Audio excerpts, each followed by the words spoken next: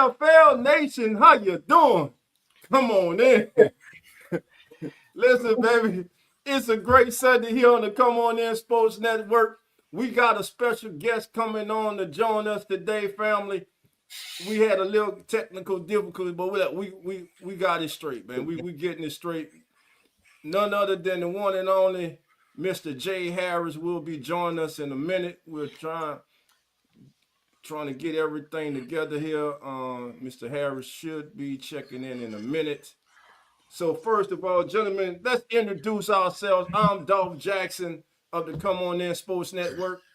I'm Carlos Clayton of Uneducated Sports Talk. And I'm Emmanuel McFarland from Atlanta Falcons Pandemic. Come on in. You already heard the man. Let's get it. And then we about to get Mr. Harris in here. We're working frantically in the back to help him get in. Yeah, thank y'all for showing love and support, man. We got a great interview coming your way, man. And we're going to talk a lot about his story, and we'll talk a lot about the current state of SportsCenter and all that, man. He is Mr. SportsCenter himself, so very exciting to have this come on. How y'all feeling, man, on a Sunday afternoon? Hey, man, can't ask for it better. I think I got a few people in here already, but y'all go ahead before we even get started. Hit that like button. Let us know you're here. Give us a comment. Say hello. Represent yourself. But guys, while we're waiting, I just want to tell everybody, man, get ready to be inspired, man. I mean, this is an incredible story from Mr. Jay Harris, SportsCenter analyst. He has overcome quite a few things in life, but his voice of authority, calm, confident, reassuring, it has brought millions of fans to their seats, right into the heart of the action. But Jay Harris has been a constant and a familiar face on ESPN, a master of ceremony for games, graduations that has defined all of our passions. But he's the one who tells the stories. But in the summer of 2025, guys, the storyteller has become the story. So y'all tune in, sit back, relax, grab you something to drink, and get ready to hear Mr. Jay Harris tell his story. That's right, guys. Like I said earlier, hit that subscribe button as well. Hit that like button on all our platforms. Come on to the Come On In Sports Network, y'all. Make yourself at home. Like Dolphin say, come on in, relax, put your feet up, man. Like Mr. Cowboy said, we'll have a great show, man. I cannot wait to do this interview. Yeah. And, but hope you guys are having a great Sunday. And like I said, hit that subscribe button. Come join all of us, man. We got a lot to talk about. Although the king of sports, NFL, is still not here at the moment, man. There's still a lot going on. We have constant videos. We have constant live commentary and play-by-play reaction. We got the WNBA that's out there. We got the Major League Baseball out there as well. So please, hey, sports is never over. That's one thing we love about sports. It's 24/7. It's a revolving door every single time, man. So and we're here to tell our stories, man. Exactly. But this we got man, it's one for everybody to hear, all men, especially men. And then, if you're women out there, if you got a man out there that you love and care about, get them on here. Let them listen to this story, because this is one that has opened my eyes, of all the things that I've been through. It has opened my eyes to one more thing that really needs to be talked about. It's not really talked about amongst men. But, Jay's story is a testament to human spirit. This isn't about a new contract, or some primetime hosting gig. It's about a diagnosis that could possibly save lives. His journey from, journalism to ESPN. I stayed up many nights waiting on him to come on. And he's one of these guys, when I wanted to be a public speaker, he was the one I wanted to look up to. I wanted to be able to be like Mr. Jay Harris. His legacy lives on. I say his legacy, he hasn't stopped. I mean, living legend, baby, living legend. Living legend. So living legend, yes, sir. Yes, sir. But he's going to open up his life to us and share his life with us. And, and then hopefully it'll inspire us to have that conversation that a lot of men are not talking about. It needs to be talked about. No, that's factual, man. He has been one of those guys I've been watching all my life, man. It's crazy work, right? Yeah. And you look at it. I know him looking inside out. he probably doesn't understand how big of I know he probably knows now, but Yeah. when he first started that gig, I'm pretty sure he doesn't understand the big of an impact he had in our lives, Yeah. especially guys like us that are diehard sports fans. Right. That really just want that just we would sit up. Remember those days? We would sit up from midnight to 6 in the morning. We'll wake up and the same thing be on every day, but we would watch like it's brand new. Exactly. And you talk about a funny guy, man. I mean, not only were we there just listening to, him put the sports news out there, but when it comes to these candid jokes, these little sideways, oh my goodness, you talking about somebody that's funny, and you have to be kind of mature to understand these jokes. So as a kid, you didn't get it. You just wanted to hear the news.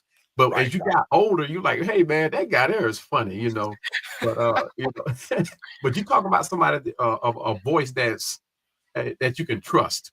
He has that voice, and people say, well, he has that radio voice. Well, he has more than radio voice. He has that presence. So when he puts the news out there, you can trust it.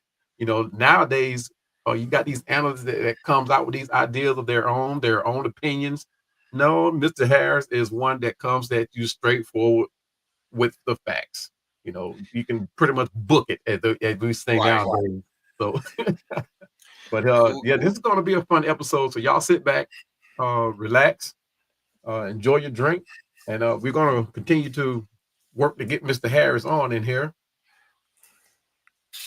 And while we're waiting, showing love, guys, there's a new podcast coming.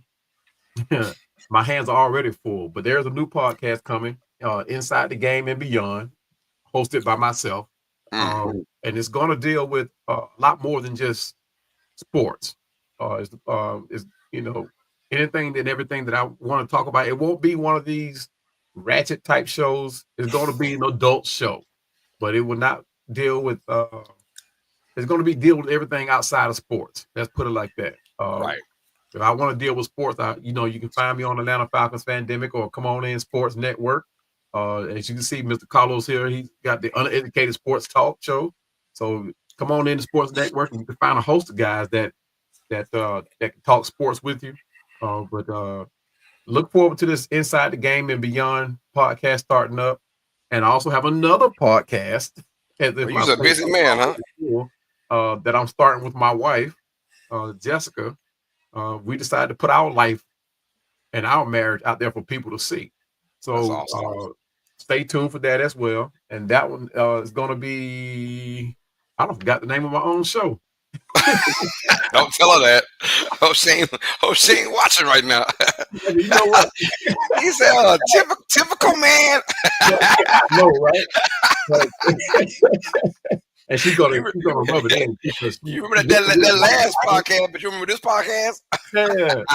She didn't really like the name of the podcast. She wanted me to go with something else, but I kind of like stood my ground on the podcast. And it's for better or podcast is the name of the show that the wife and I is going to be joining up. So yeah, she's going to get me.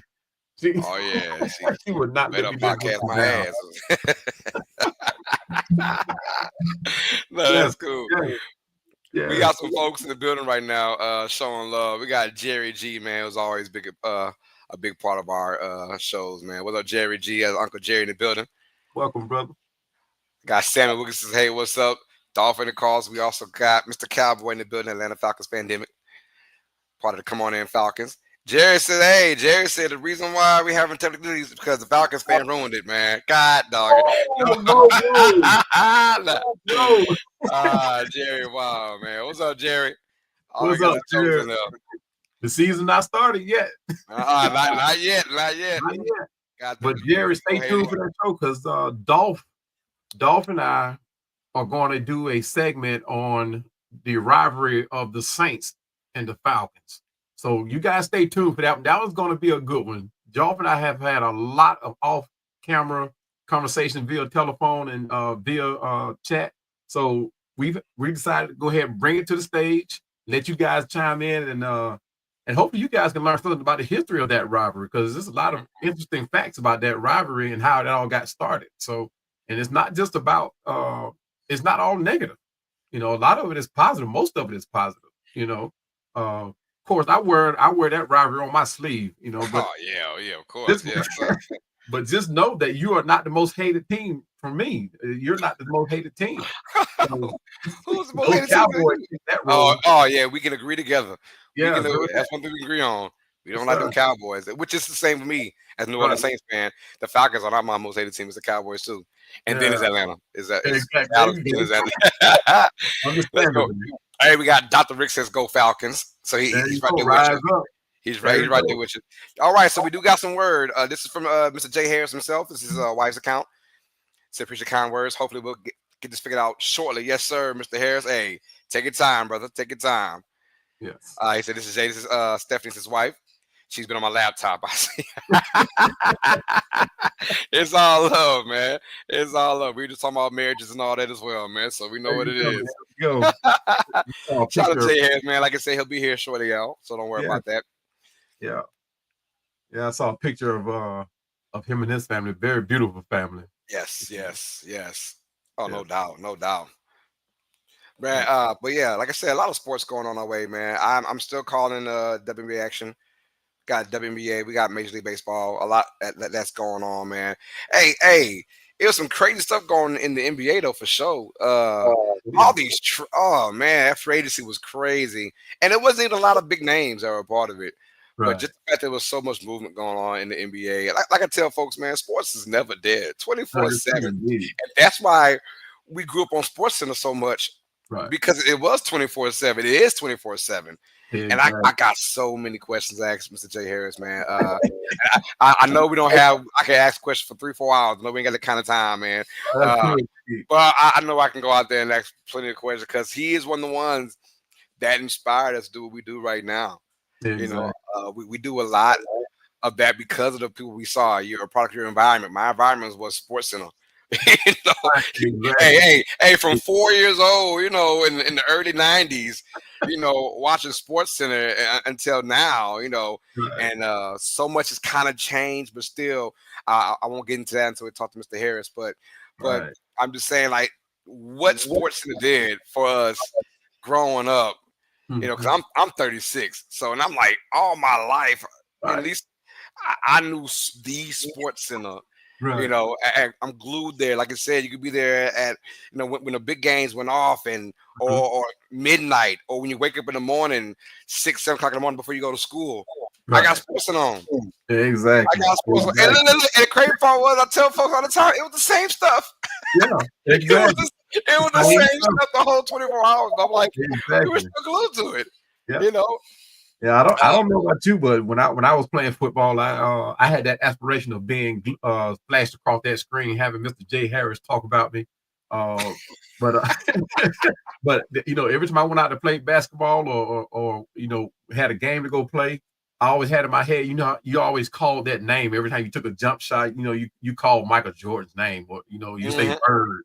But you know, you wanted Mr. Harris to call your name, Mr. Here Cowboy, here with the dunk, you know, that type of thing. Hey, I'm telling you, that's how it was, man. Yeah. So, but yeah, and you know, and through, you know, analysts like Jay Harris, you know, I found out that Atlanta has a volleyball team, a professional volleyball team, and they actually went to the playoffs this year. I had no notion about it. But it flashed across, I forgot the young lady's name who brought it up on SportsCenter, and I actually looked into it, and yeah, they actually went into the playoffs and actually did pretty good. So, and actually a team to be talked about. So, really, yeah. So we're gonna look forward to Atlanta almost taking over the sports hub. I think here in the South. Man, here we go. Look, seriously, I mean, here we go, man. I knew that was coming up. Exactly, you knew it was coming. I knew that was coming up. But, you know, you got the Hawks doing what they doing. They may play the, you know, they made some big moves too. Porzingis over there, yeah, they got some good pieces in Atlanta. I do like Atlanta as a sleeper. Hawks to go to the finals next year because of the Eastern Conference being so down now. So a little spoiler out there. I like what Atlanta's doing right now, making moves, and they had to. Oh yeah, it's about time. It's long overdue. You talk about since 1960. I mean, it's long overdue.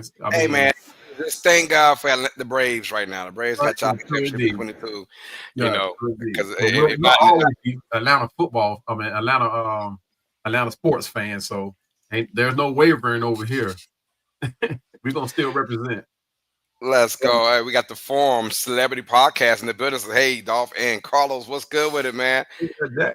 Guys, not man. Check out Dolph's interview with the Forum Celebrity Podcast. You guys did a great job with that, by the way. It was awesome.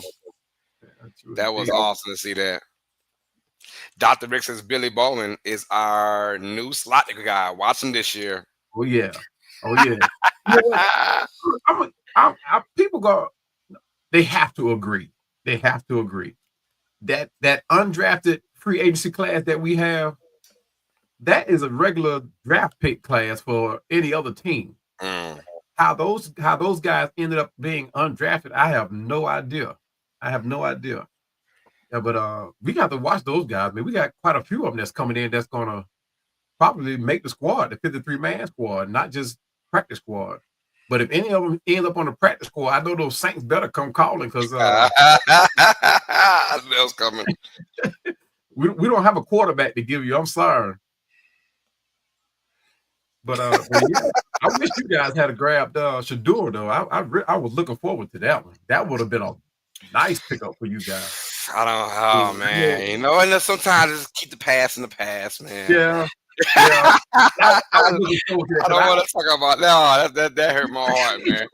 Hey, not once, not twice. We had 4 opportunities, man. We just said no.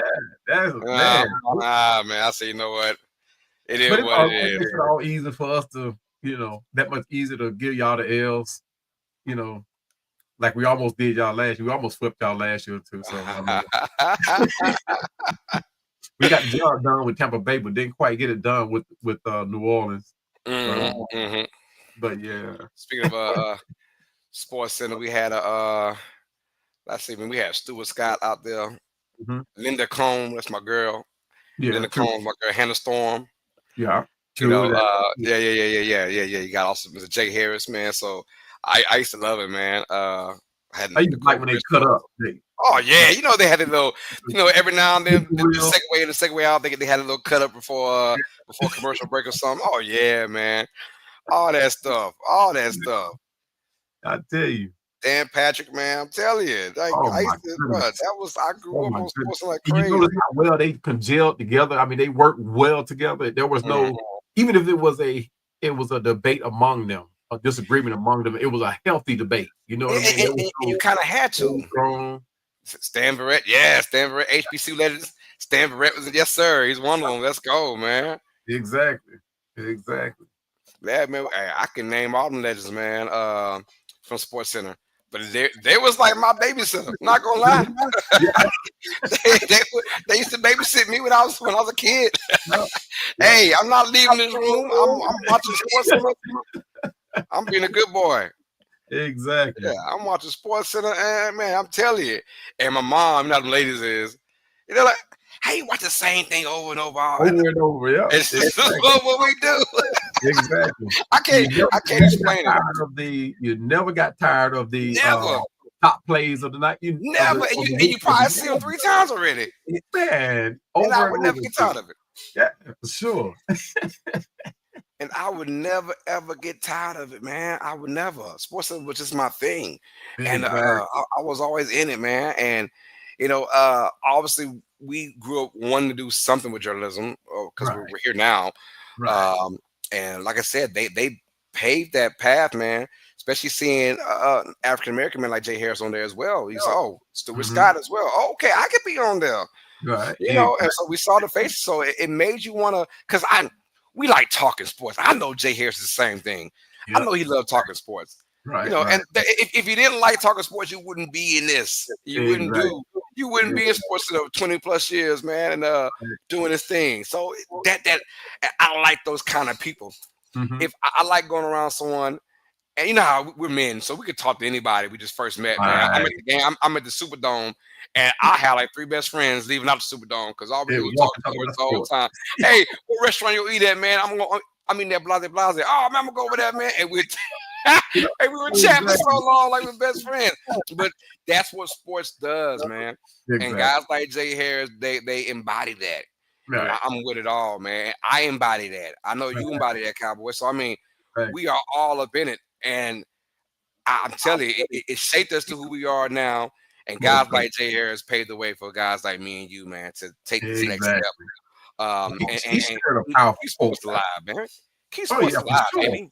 Oh, for sure. And Jay Harris actually, and I think he actually held his own self accountable for one of the situations that he's going through with his diagnosis too. So and I'm sure he'll share it with as guys do get together, and we do talk to each other. A lot of times we'll tell each other something that we don't even tell our own wives. So, and this is one of those things, guy conversations, but Jay will tell you that it needs to be what the content of that conversation will possibly save your life. So, and that's going to be shared, I'm sure, by him, because he has become an advocate of prostate cancer. So, with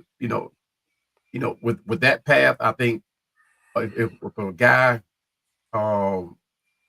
goes along that road, he's bound to pick up something that he can share with his friends. That, hey, friends might say, hey, I'm feeling the same thing, or I went through the same thing, that type of thing. So it's one of those conversations that you gotta have. Me, I'm one of these guys. I hate going to the doctor. I don't care for what. If I break a leg, I'm putting a Band-Aid on it. Man, I'm the same way here. Same way. My wife, she has to push me out here to go to the doctor for whatever reason. Here recently, I've started making my appointments for my yearly. I go get that done now. I've reached that age. I'm still young, but I reached that age where done, you gotta go yearly now. Yeah, I feel you on that. But that's the same way, man. That, as guys, we kind of put stuff on the back burner. We don't want to talk about it. We don't, we'll handle it. We'll push our way through it. We'll have a sore chest and be like, it ain't nothing. I get over it. That type of thing. It ain't like how it used to be back in the day. We used to take that that 366 what is it, 666 elixir or whatever it was. Grandma used to fix us right on. Yeah. You good. Let's go. That Vicks vapor rub on your chest. It's quite as easy like that no more. So we got a lot more to deal with. Guys, we're getting into a whole lot more. It's not like how it used to be back in the day when once a guy becomes an adult, he goes out there and work to raise the family. Now we're raising a family. We're playing basketball. We got our hands are full. We're doing some of everything. So, but we're faced with a lot more too. So with the way that life has now gone, the path that it's going now, you got COVID to deal with now. You have the flu thing, bird flu that you got to deal with now. So you got to keep yourself, checked up. Now, I don't know, man. It's so much stuff out there. As a man, though, we always take it, man. Hey, like you say, us being scared of going to the hospital, man. Like, hey, we get a pinky fracture, and we come out with cancer. We like, we didn't see that happen too many times. We scared for the bad news. We don't like doing that. I'm with you on that. Right. I don't want to go out there with with that kind of depression going on. I feel it, man. So I understand that's how as men, that's how we are, bro. Right. That is how we are. For sure. We got 1904 Life says they definitely babysat us. Oh yeah, for sure. They definitely babysat us, man. They took over us when we were laying down in our cribs. So for some folks been watching ESPN since they was 2. Right. Literally in the crib, looking up and watching the highlights with your pops or something, man. Right. That's how it is. Let's see. We got some more folks in the building showing love. Sammy Wilkinson representing Who That Nation. Yes, sir. The Florida Lisa there. That's right. I like that. That's my guy. This is Black and Gold. Yes, sir. Black and Gold all the way. I had someone say, man, Los, I gotta hope, man, they say Black and Gold the Super Bowl this year. I say, man, hell nah. That is crazy. I said, hell nah. I say, look, hey, I'm a diehard Saints fan at heart, man. But no, I'm not saying no Super Bowl. I say, hey, let's win 7 games this year. I'm fine with that. Let me win 7 games this year. We'll be good. Yeah, then you start talking. That's the ceiling. The ceiling is 7 games, in my opinion. Right. I said, let us win 7, maybe 8 games. I'm Gucci. Right, Super Bowl, right. man. All right, now stop that. There's the difference between being a fan and a craze fan. Craze fans, you know, aka Dallas Cowboy fans, they feel like they can win it every damn year, no matter what happens. Right, right. I'm realistic, man. Like, I've been a Saints fan since 1999, bro. Yeah. And look, I call it out every year. I'll be surprised if we get 7-8 victories. If we get 9 or more, I'm surprised. If we get 7 or 8, I'm fine with that. Right. You know, I'm not much expectation this year for us, but that's usually when the Saints do all right when there's no expectations on us. So yeah, true that. I'm a realistic type of guy.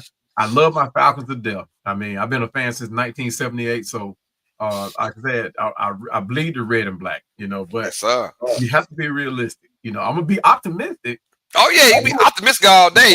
You could hope for the best though.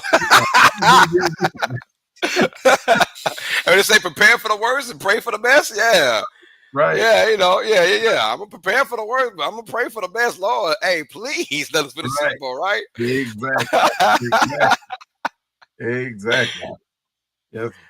And that's like this season, man. I mean, I have nothing but high hopes for this team right here. One, because nobody has footage on these guys outside of college. You know, I think most of the guys like Kyle Pitts and Kirk Cousins, Penix, Bijan, they've seen them, you know, what they can do last year, but they have not seen what Penix, the combination of Penix, Kyle Pitts, Darnell Mooney, Drake London.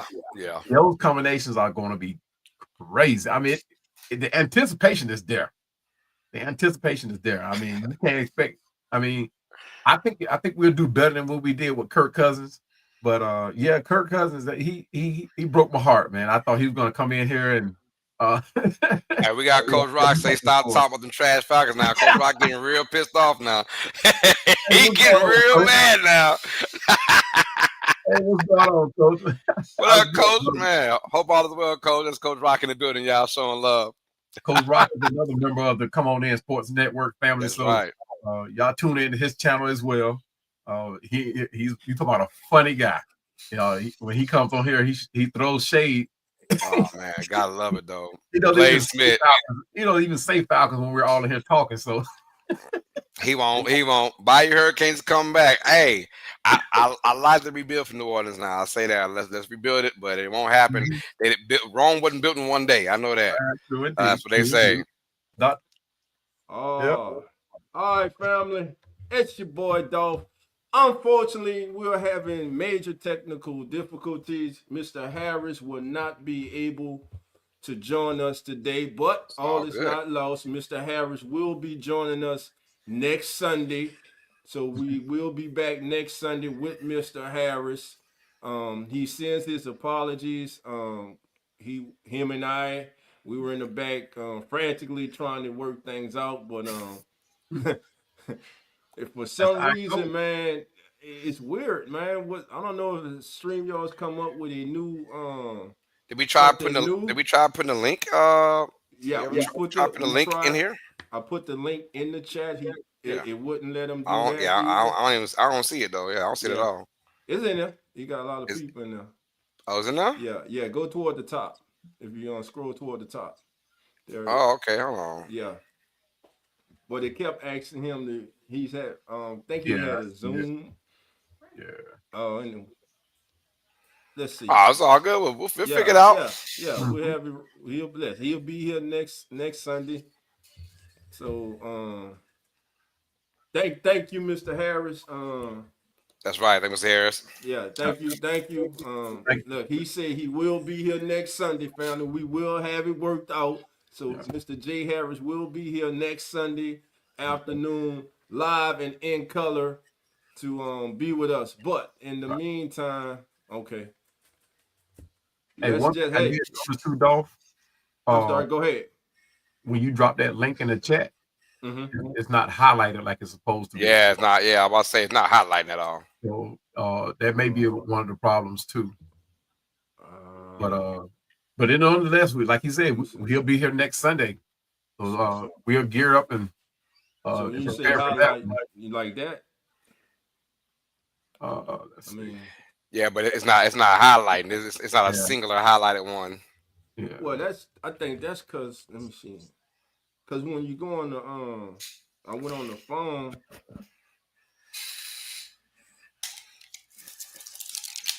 But we'll get it. We got to do this right now. Yeah. We know we got folks looking at us like we crazy now. I heard y'all in here fussing. I heard y'all in here fussing. They're gonna do that anyway. Regardless, right? Yeah. You're right. Regardless, yeah. I heard Jerry in here fussing anyway. You talking about Falcon fans? You talking about Falcon content creators and Saints content creators linking up? Linking it just like it just it don't taste right. Baby. But if I'm going to listen to any podcast, it's going to be between Saints and the Falcons, because you talk about the rivalry between those two. Hey man, how much fun can you have in that? I'll stay tuned. Like I said, if y'all just not joining us, Dolphin and I are going to do a show on the Saints Falcons rivalry. Guys, right now. It's gonna be all right. We'll be all day, man. Look, I don't want Coach Rock to say he was left out, so we're gonna give him an opportunity to sit in on that one too. So, man, Coach Rock goes at his own pace. I don't know what he gonna be up to today or tomorrow. Yeah, he is, man. But shout out to the Falcon fans that are already in the chat. I appreciate y'all joining us. Let's get ready to get this season started and rise up. And rise up to fall down. Hey man. Hey, but that's all right. We'll fall dead on your face. Hey, we'll fall right on top of those Saints. No, you won't. Go sit down, stop them. These losers. They fly high every off season, baby. They fly high. They win division and championships every off season. Just let them have it. We know how it goes. Just let them have it. And just wait.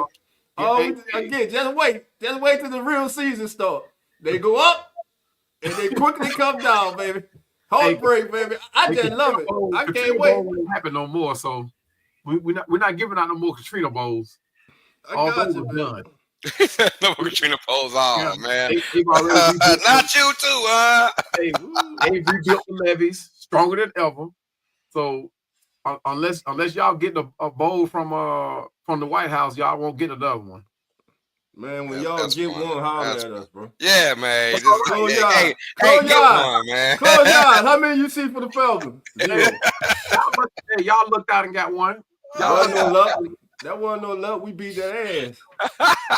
Y'all ain't beat nothing. We beat that ass. Y'all got it's called film study.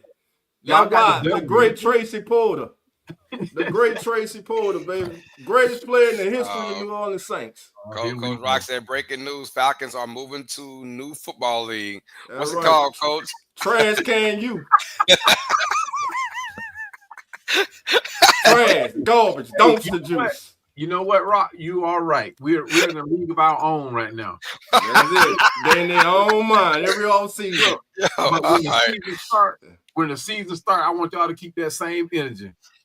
Because I don't got that same man.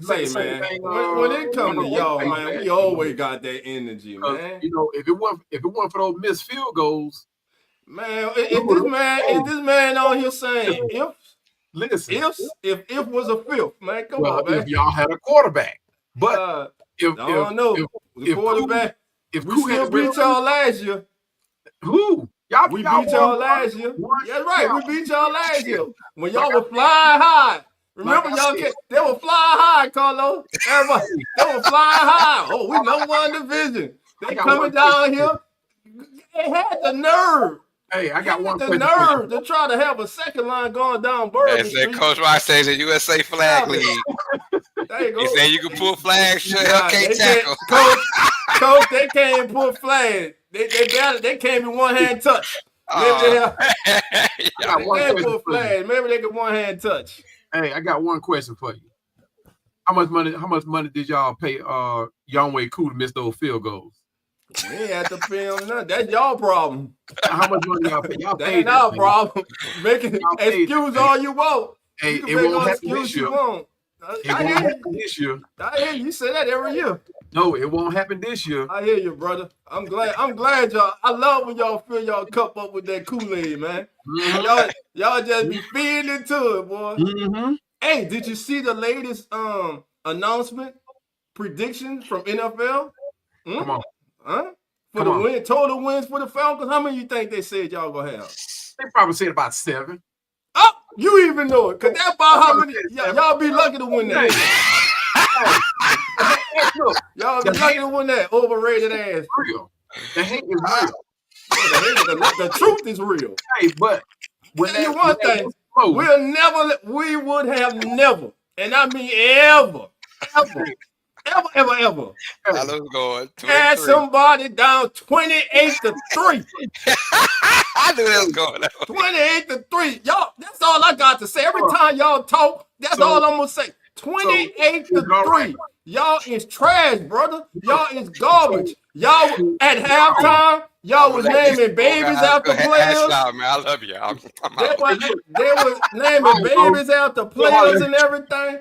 They were out buying new houses, buying new cars, and then the fourth quarter happened. The end of the game happened. They're burning jerseys. They having riots in the city. Hold up. Didn't y'all have a fan go? Didn't y'all have a fan do that same thing? That took a burn. He burned his whole man cave. When Derek Carr left, he burned his whole man cave. That's because he was happy. You'll never see a Falcon fan do that. Never. Because he was happy. Never. That wasn't no Saints fan. That was a Saints fan.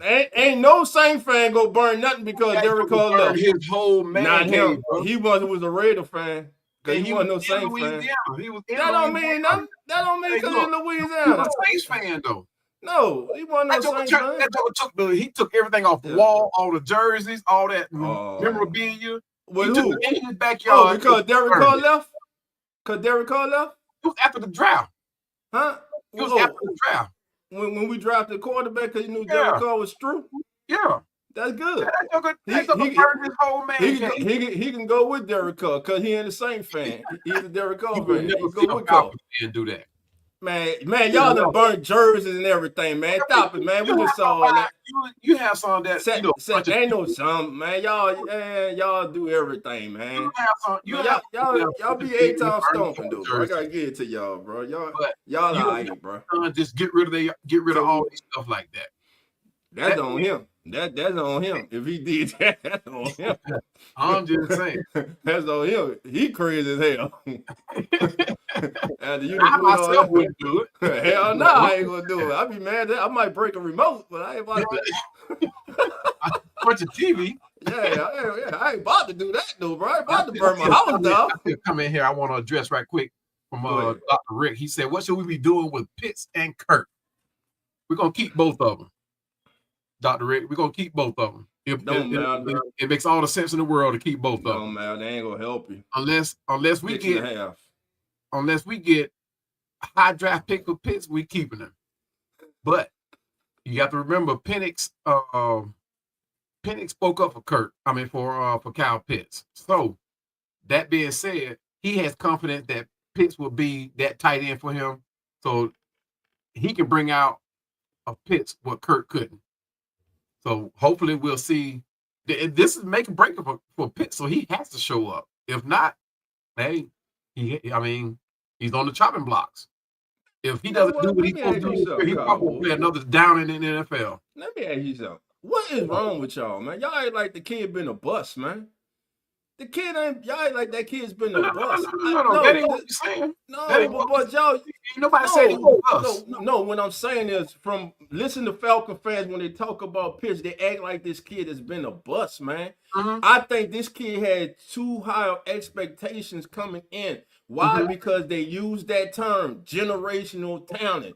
Okay? Right. And then a lot of the Falcons fans, a lot of people period around the league go look what Brock Bowers did in his rookie year. Everybody ain't Brock Bowers. Everyone doesn't have that type of season. Has not this kid had 8,000-yard seasons with the Falcons? Yes or no? Right. The kid's been productive, man. You don't miss what you got till it's gone, man. I'm just saying. Sometimes you got to appreciate what you got, but I don't see this, like you say, this may be a break a year. He might find his way out the league. There's no way the kid won't have another job if the Falcons foolishly decide to move on from him. Behind him, what do you guys have behind him? We got Charlie Warner. We got another new kid that just coming out, Joshua Simon, that's built like Julio, who's a wide receiver over in South Carolina. But he's not Julio. He's not Julio though. I know. I say he's built like Julio. I didn't say he was Julio. But to get back to Kyle Pitts, remember his rookie season? He never rebound from that. But look at your quarterback play though. 1,000-yard receiver, Pro Bowl. Right. Who's the quarterback? It don't matter who the quarterback. Yes, it does. Quarterback does matter, man. Quarterback does. Quarterback matters. Scheme matters. Quarterback out of the equation. Take the quarterback out of the equation. And did he have a lot of drops? Hold on. Just like you coming at me about Kyle Pitts, I had a lot when I did my content on him. I had a lot of people go back and watch that content because I've actually pulled up footage of Kyle Pitts. It was a 50-50 thing for me. It was part Kirk Cousins and part Kyle Pitts. There were a lot of plays where Kyle Pitts did not exert himself to go get the ball. There were balls that hit him in the hand that he should have caught. There were blocks that he missed that he should have made. And then on the flip side of it, Kirk Cousins. Kirk Cousins looked that man off so many times I lost count. And I really think there's some type of deep-rooted situation between Kyle Pitts and Kirk Cousins that affected them on that football field. Because there was no way in the world that Kirk Cousins, being the player that he is, look off a player like Kyle Pitts wide open. So there's no way. Ask you this. Is he the only one on the Falcons or any team in there in the football league to drop a ball or miss a block? No. How many drops did he have the entire season? No, I'm asking you. Yeah, I don't know. That's why I'm asking you. How many drops that on that particular in that particular season that you highlighted, how many drops did he have that year? 8 drops. Eight drops. That literally either he had a play on or it hit him in his hands. 8 drops. Okay, 8 drops. He played 17 games. Okay. Critical. That's not.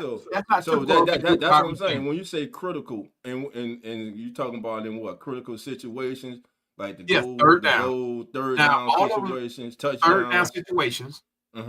Most of them were in third down situations, and in games that we could have kept momentum going to win the game. So, in other words, when he dropped the ball or didn't make a play on the ball, we were in third down situation where the game, the series could have kept going. So it made himself look bad at the same time, made Kirk Cousins look bad. What about the rest of the team? About everything that led up to that, with him not making that. What I'm saying is, with him not making that play, right? Though he did not make that play, what about the rest of the game? What did the rest of the team do? You see what I'm saying? It was the way our season went last year. It wasn't just Kyle Pitts. We had suspect play calling. We definitely had bad calls on defense on the defensive side. And then Raheem Morris, he was kind of laid back, Mr. Untouchable. He didn't want to get involved with making decisions, it seems. Right. So it wasn't just Kyle Pitts.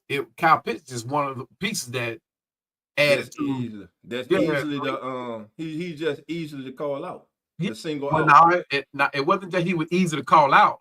It was that people, the expectation, like you said earlier, it was that expectation factor.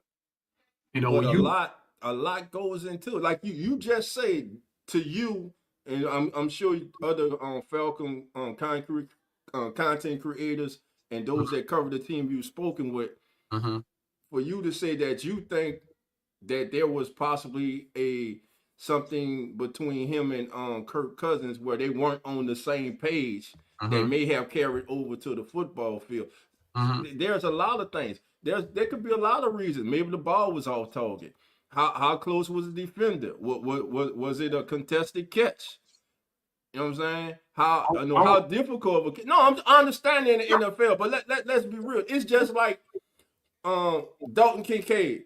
That kid dropped that ball against in the AFC Championship game, and people forget about everything the kid did. Everything he did. Same thing goes in Baltimore with Andrews. Right. The same thing goes. So what I'm saying, it's the NFL. They're human. Oh, yeah. We understand. They're the best of the best, though. They're the best of the best. I give you Everyone drops balls. Jerry Rice dropped balls. Right. Michael Irvin, Chris Calder dropped balls. Randy Moss dropped balls. One thing for sure, since you brought up those names, one thing for sure, when the team needed them, they showed up. When the team needs a player, is he the go-to guy when the team needs a player? He's not the go-to guy. Who's the go-to guy for the Falcons when they need a play? When the team needs him, who's that guy for the Falcons? We have Drake London. We have Drake London, but the way our offense is built is balanced. So we have multiple guys we can go to. So even if we go for, let's just say if it's third down, let's just say 3rd and 5. We can like now we can opt to run or even throw. So defense now has to play honest now. They can blitz if they want to. If they blitz, guess what? Penix is going to burn them. Because they can't just key in on Bijan because Drake London going to kill him or Darnell Mooney going to go, get them on deep, get them deep.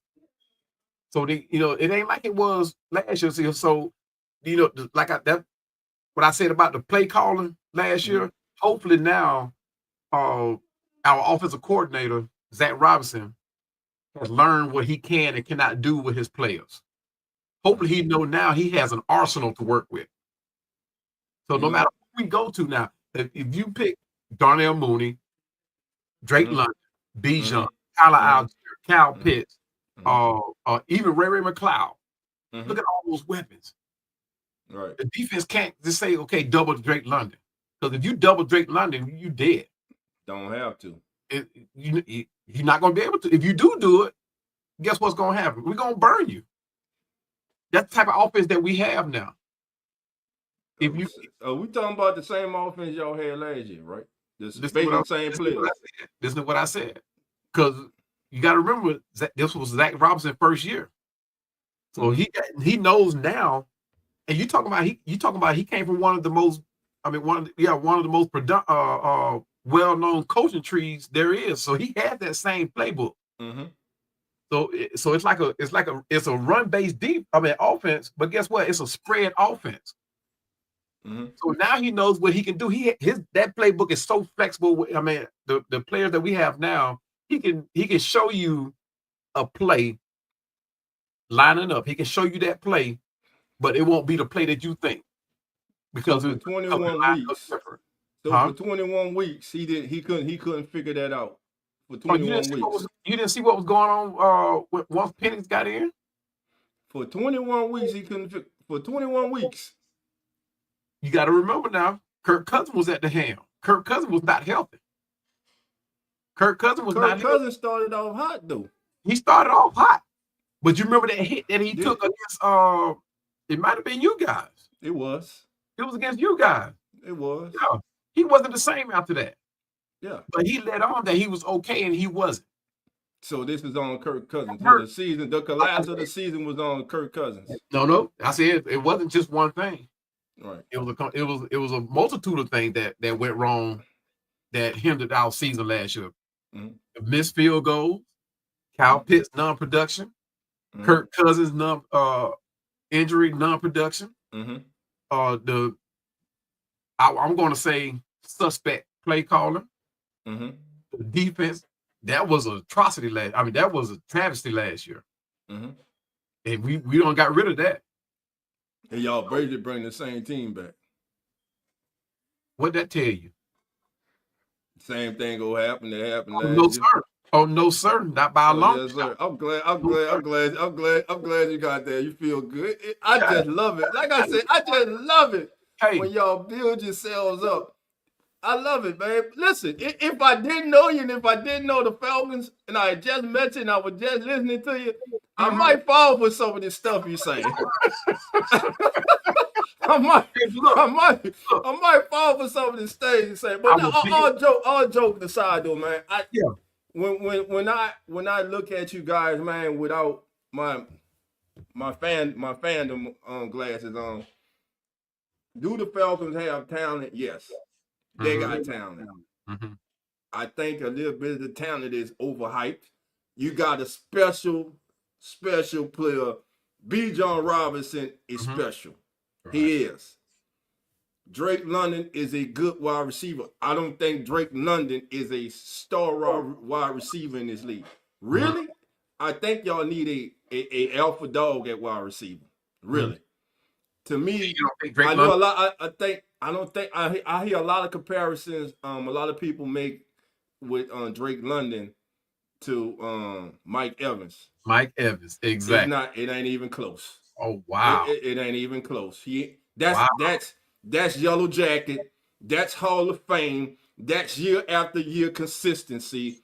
That's one of the best ever to do it. And I don't care if you're a Saint fan, Falcon fan, a Panther fan. When they come down to talent and recognizing how special a player is, Mike Evans is that dude. That dude is one of the best ever to do it. And sometimes I think we can get into the box of always trying to compare a player to great players instead of letting them carve their own niche. You know what I'm saying? Again, Drake London's a good football player. He's a good football player. He's a good receiver. Right. But is he a true number one receiver? I have my questions about that. I think now as a number two receiver, put it like this: if CeeDee Lamb was on the Falcons, CeeDee Lamb it'd be no doubt. CeeDee Lamb would be that alpha dog. Drake London would be that number two receiver. CeeDee Lamb has established himself as that alpha dog in the NFL, though. He's done that already. We got to give Drake London that opportunity to do that. What year we going on? Like this, ask you a question. Go ahead. Ask you a question. All the receivers in the NFL, even the number one receiver, who's your number one? For who? What receiver you got as number one receiver in the NFL? Chase. Jefferson. Okay. You can stop right there. Right. Would you put them guys in the same league with Mike Evans? They close. You cannot.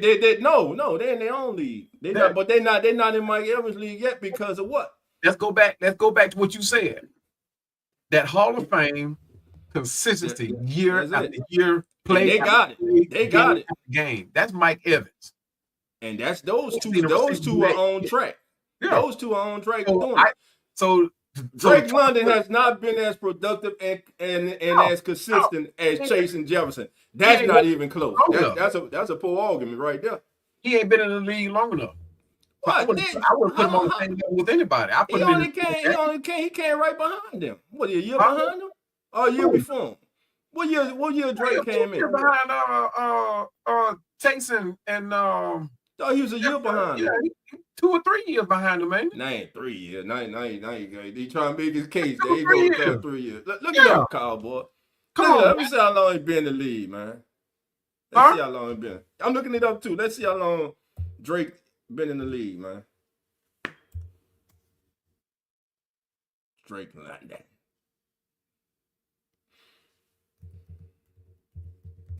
Drake London came in the league and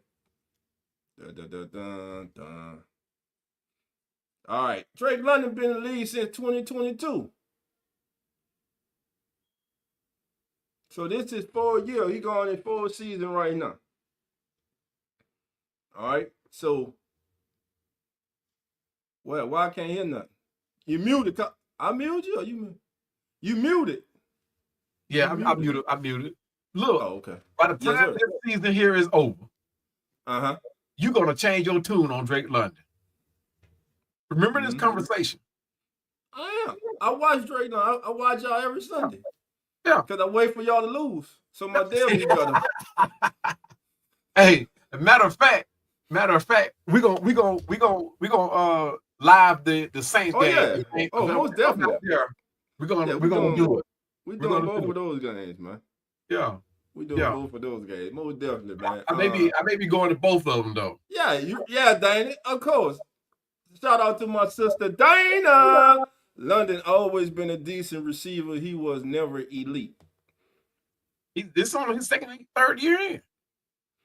By the way, hello, Dana. But this go be 4 year. This is 4 year. Huh? This go be his 4 year in the league. 22 to 3. Man, y'all trying to bring the man in at 16 years old, man. This man ain't been. He came to the league in 22. He came in 22 was his rookie season. 22. He was at 22, 23, 24. He's actually eligible this year for his 5th year option. Y'all can pick up his 5th year option. This will be his 4th season coming up now. Yeah, you're right. Yeah, his 4th, but still, that makes my point even valid. Make it hard. You saying what? You saying I'm saying this. I'm saying what I'm saying is. This is what I'm saying. Let me tell you like this. Come on. Do we have a number 1 receiver for the Saints right now? Alpha dog, a 1A? No.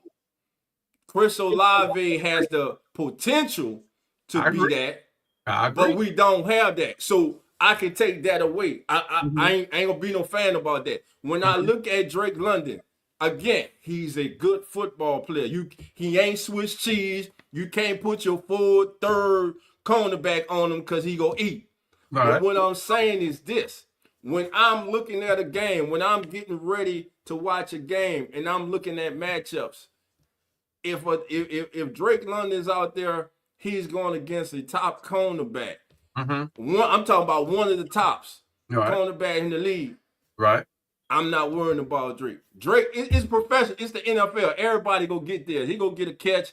The pass was broke up. But what I'm saying is this: Drake is not. He's not the type of. He's not must see TV. Put it like that. I'm gonna put it like that. He's not must see TV. He's not the damn. Like I gotta see. I wonder what Jefferson or Chase right now. I'm not saying he can't turn into that. Right. And like I said, I think he's a borderline number 1. But is he that alpha dog? No, because like you were saying, when in clutch time, who's the man? And you said it's supposed to be Drake London. Right. It should be Drake London. He's that man. That's who it should be. You must haven't seen none of the games then. Man, I don't waste my time watching y'all, man. If he's borderline number 1, right? If he's borderline number 1, suspect quarterback play with Kirk Cousins. We're gonna stop that. Wait a minute. What's going on, Mr. Rock? What's going on, Coach? We're gonna stop this with Kirk Cousins. Stop. Say, bro. Thank you, Coach. Say, bro. I have been doing well. I have been doing well with my recovery, bro. I was excited. I talked to Dolph this week. I was excited with the Jay Harris, him, and man, I'm about to go back to the emergency room. I'm waiting on the ambulance. This man on camera with this shit about this sorry ass Falcons. Man, my heart all fucked up again. My mind, man, please stop this bullshit about the Falcons, bro. I was doing good in my recovery, bro. I was excited for the interview. And you know, bro, this bullshit in about Drake. Man, you would have Drake London, Michael Vick, Arnold Schwarzenegger, all that bullshit. Atlanta ain't shit. The Hawks ain't. Man, I'm waiting on the paramedics to come to bring me back to the emergency room with this bullshit, bro. Wait a minute. Please stop with this shit about Atlanta, bro. Hold on, did you say the Hawks? Oh man, the Hawks trash, the Falcons trash, everything about that shit trash, man. Do they even exist? Oh man, please stop, please, bro. I can't. Look, for the sake of my recovery, bro, I need y'all to stop talking about the Falcons. No, bro, we can't do that. Cause I might just go into a motherfucking cardiac arrest any moment, bro. My chest pounding with this bullshit, bro. You saying stop talking Falcons, but you came in here with that red shirt on. But look, you know what I'm saying, man. That's the Bulldogs. That ain't them. That ain't them. Hey, but look. Oh man, You tried to down our Hawks, but the Pelicans ain't been in the news since Fat Boy went out with that injury, huh? I know. And the last time we heard shit about y'all was Dominique Wilkins, and that was how long ago? Come on, man. Dominique. Come on, bro. I give you the trash talking, coach. I give you the trash talking, but you got to be serious. Come on, bro. But the Falcons said, bro, you know how you put the turkey in the oven, and then when it's ready, you stick the fork in to see if it's done? That's what the Falcons, bro. They done, bro. They been done. Since the 28-3, bro. And guess what? I lived through that 28-3 ass whipping, bro. Because I was pulling for y'all. And y'all was dead, man, talking about popping champagne and who gonna ride on what float. And the whole wheel fell off that bitch. The bus fell over. The float collapsed. They had people scrambling to find out where their house was at. Man, that shit's been a disaster since then, bro. You went and spent $180 million on the quarterback. He's sitting on the bench, and you talking about you gonna keep him. Keep him for what? Sell him, sell all that shit, bro. You know what I'm saying? This team is done, bro. This team is done. It's been done, bro. It's done, bro. They done, bro. This same team split the series with all this last You know what I'm saying? I'm not talking about what series we splitting. This team is done, bro. Y'all weren't supposed to split with us. Y'all were supposed to be so much better than us. Y'all was right on top of the division. No. You ain't about to do that, brother. You ain't about to talk about that team split with y'all. Y'all was right on top of the division. Y'all was in all the chats on every social media platform talking that shit. And y'all were talking about y'all coming down, we about to sweep the Aints and all that. You're having parades and stuff. And what happened? You went in that dome and you got your ass whipped. And your season went straight down here after that. Why? Because Big Brother spanked that ass once again. The best put y'all in place. The best player, what's the best player on that team? What his name? Win One Soon? What's the kicker name? Win One Soon? What his name? What his name? What's his name? Win One Soon? What the kicker name?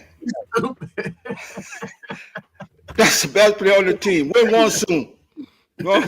Hey, what's your call, man? Comment right there, because I see y'all ain't putting it up, but I see y'all see the comment down there. You know what I'm saying?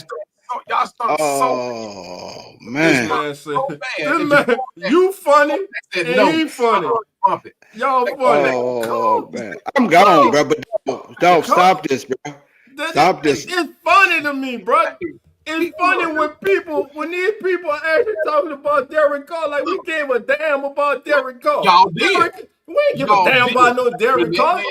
Derek Carr, listen, hold on. Derek Carr did not want to be in New Orleans. Derek Carr came to New Orleans for the money. Derek Carr was a scorn lover. He was still upset, still in his feeling because the Raiders showed his ass the dope. He came here thinking he was a savior. We didn't need no savior. All we need was a place setter. He couldn't do that.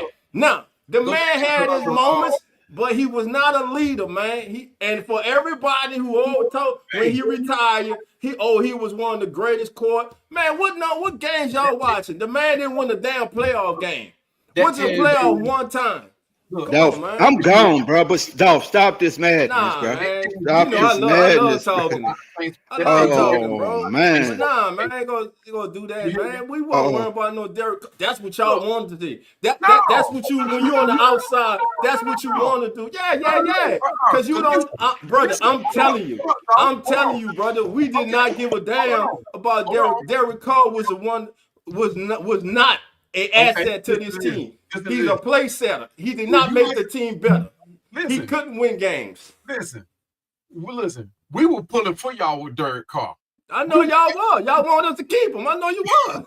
We were pulling for y'all. No, when y'all made the decision to bring him in, right? We actually thought y'all was gonna do better. We actually did. Man, we actually thought y'all were gonna do better, man. Because that's y'all. Because you had who was the what was his name? Man. What was your other quarterback? Listen, we had what is his name? Taysom? No. The Red Rifle? Yeah. And when y'all brought him in, we knew he was in over his head. But with Derek Carr, we thought y'all had more of a chance. We honestly did. But bro, listen, y'all here's what I'm about to tell you the real. Didn't nobody? Here's what happened. Derek Carr A lot of people talk themselves into Derek Carr. Hold on. Everybody knew Derek. Everybody knew Derek Carr to be in New Orleans. Everybody knew that's nobody. It was our what? It came down to us and the Jets. It came down to us and the Jets, and it was about the money. He wasn't going to the Jets because one of his old seasons over there. He wasn't going to go there. Yeah, so it was about the money. It was and you had a lame duck coach who was desperate. Yeah. Who was desperate, who had some sentimental ties to him because he selected him. Right. So you had all that go into it, and we know how that was a debacle. And I'm pretty sure y'all still wishing we had his ass as head coach. I know you is. But we don't. We don't though. His ass is out of here, thank God. Lord, man, them subjects were hard, man. You know? Oh man, no, but I'm gonna tell you exactly. He been had to go. He been had to go. But when we beat y'all at that, remember that game when we scored at the end of the game on the 1 yard line when it was go knee and we scored. Yeah, and that's who and he come across the field trying to apologize to a lame duck coach who about to get fired, who should have been fired. Ain't nobody worried about no dog. No, I'm saying that was beneath it. He threw his team under the bus. First of all, we don't do that. That's not the way we do things. Like both of them was trash. They both should have been gone. Derek Carr, we didn't want him as a head coach. We knew how he got the job. Yeah, Arthur Smith, man. Yeah, we knew how he got the job. That was scratch my back and I'll scratch yours type thing. Yeah, we know he wouldn't. Look, if you was a team owner and Coach Smith came in your office to apply for a job, I wouldn't even let him sit down. I would just turn him around at the door. He did not fit the mold of a quarterback. He done went to Pittsburgh, and he go to Pittsburgh and he get into. How the hell you gonna tell Russell Wilson don't call the audible? Man, what? That tells you everything you need to know. You get rid of two quarterbacks who were winning for you. Yes. To go pick up Aaron Rodgers and Mason Rudolph as a backup. Well, you know they ain't love Rudolph. Come on, man. You know that's their guy. Come on, man. That tells you everything you need to know. Yeah, but they winning though. Yeah, then. They ain't winning. Look, the season ain't started yet. Who, man? Steelers ain't have no losing season, bro. They gonna have one this year. You crazy? What? Cowboy, you crazy? So, hold on. Come on, brother. Hold on, wait a minute. Now, wait a minute, brother. So you think Aaron Rodgers is their answer? They ain't, bro. The man won. This all I'm gonna say. The man won with Kenny Pickett, bro. You think he ain't gonna win? I don't care. Whatever status Aaron Rodgers is now, he's still 100 times better than Kenny Pickett will ever be. Hey, forget that. And, man, did you not see the trade they just made? Hold on. I saw that they brought in Metcalf. That ain't the point. They got two. Okay, what's the point then? Over there. What's the point then? The point is Aaron Rodgers. That's the point. What's wrong with him? When Aaron Rodgers was in Green Bay, he had 5 receivers and couldn't get the job, and a running back and couldn't get the job done. He went over to New York. How many he got? And a running back, and he still couldn't get it done. Win the rank. Oh, I got 2 questions. I got 2 questions for Cowboy though. He still couldn't get it done. He won one, bro. Won what? Championship, Super Bowl. Yeah, okay. The thing is, look, it ain't like his situation got worse. His situation got better in New York. How it got better? He had the same team. Ain't no same team. In New England, listen, outside that offensive line, offensive line, he had the same thing over there in New York. They bought Devontae in. He had a running back, huh? They bought Devontae in when? The second season, not the first season. He got hurt Monday Night Football. Good receivers and a running back. Was they good? So you think he gonna do something different in Pittsburgh because he got a different head coach? Hell yeah, it's a winner over there. This might be the season after 2006. What's his name? Might retire. Who? Tomlin. Tomlin. Yeah, after another winning season, he might retire because Aaron Rodgers is a team mole. Why? Why you say What do that? you mean, why? That Why you man say sat that? there and threw his team under the bus in Green Bay. So his receivers can't catch the ball. No, you're not putting the ball where it's supposed to be. Jordan Love came in and took them. Look what he did with them boys. What Jordan Love did? What Jordan Love did? Choke against the 49ers. Brock Purdy outplayed his ass. When the game came down to crunch time, what happened? I know you didn't just ask that question. Yeah, that's what I asked. No, you didn't just ask that question. Brock Purdy's better than Jordan Love. He did what Aaron Rodgers Hey, Kyle, I had a question for Cowboy, Aaron though. Rodgers won the Super Bowl, so how what he did he couldn't do? Don't matter. One is better than none. One is better than none. Jordan Love should have came in. Jordan Love should have came in before.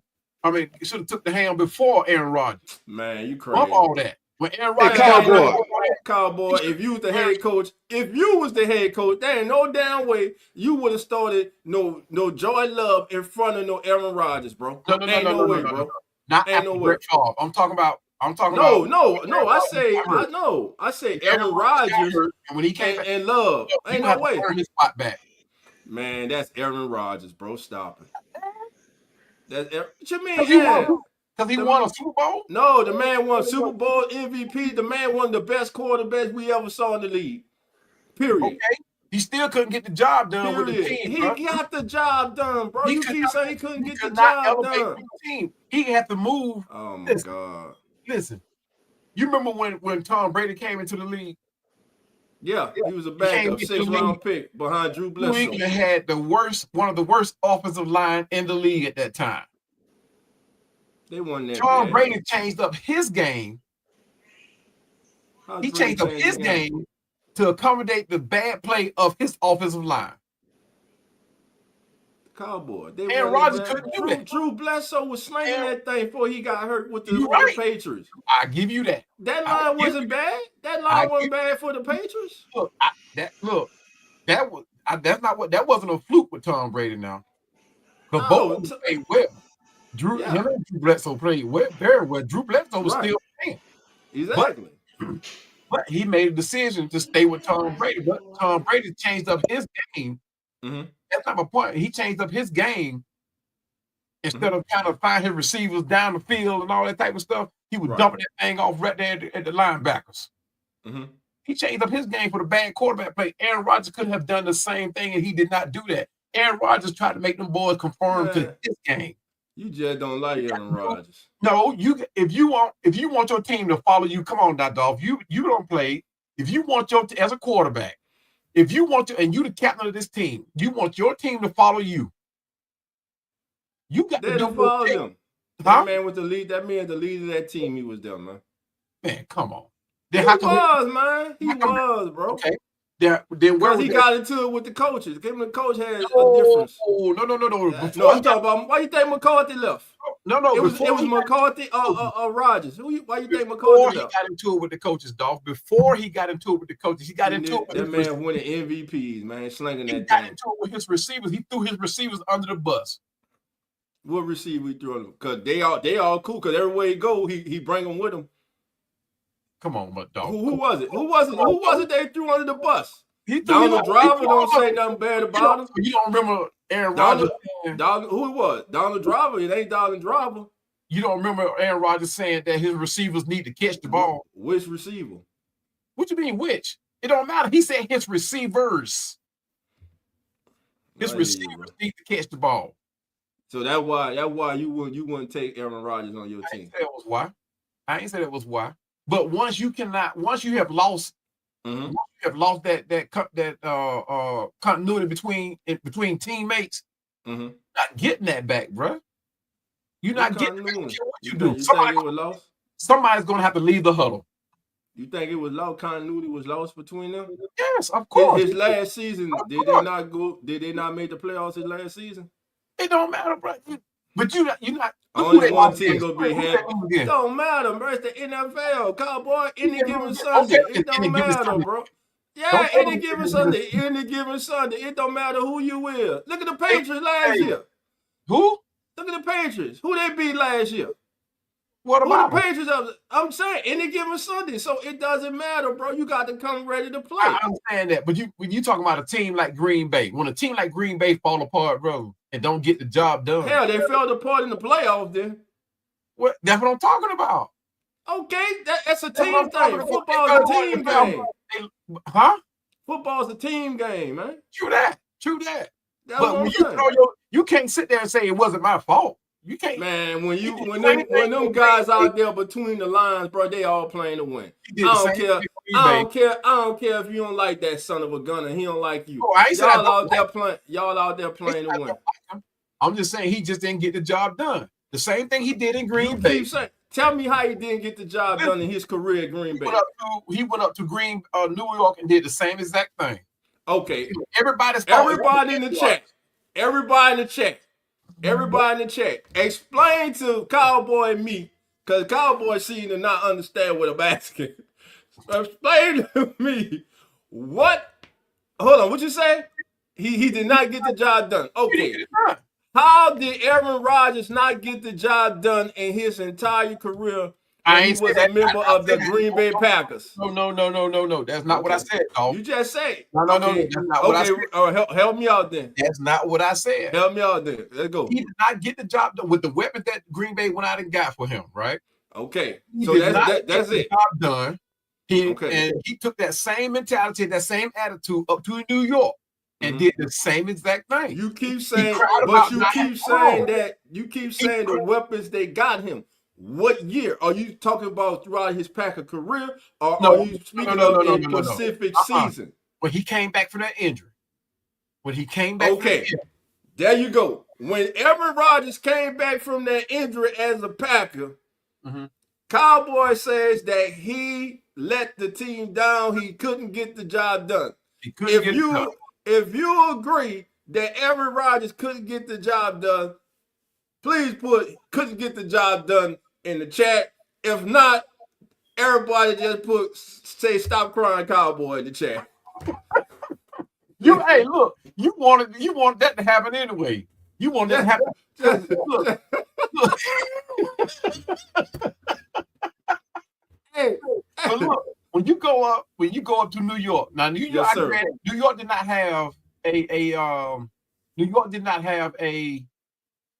offensive line. I give them that, but they gave him the weapons.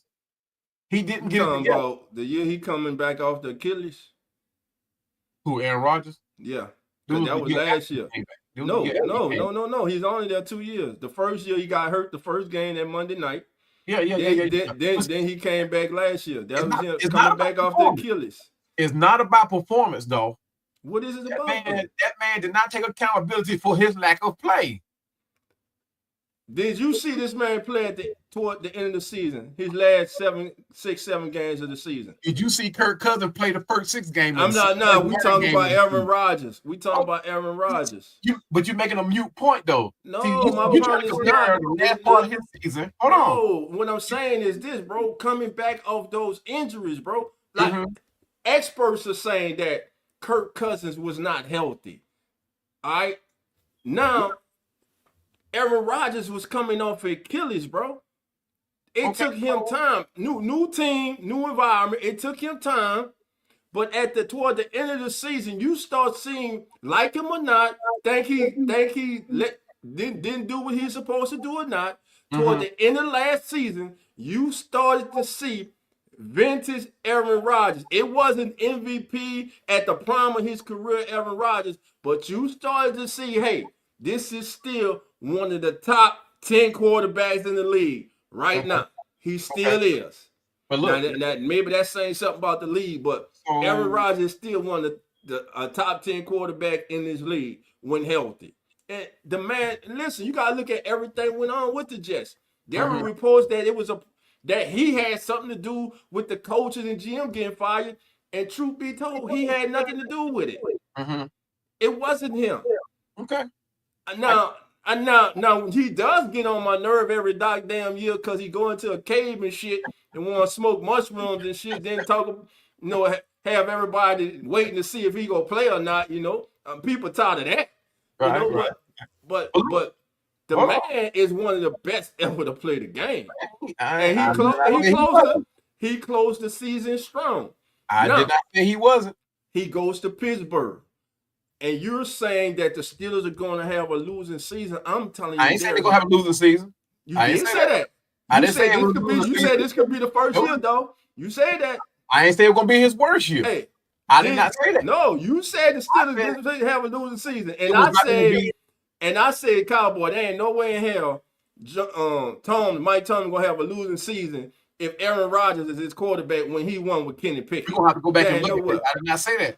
Everybody in the chat, if I'm wrong, let me know. Let me and Cowboy know right now.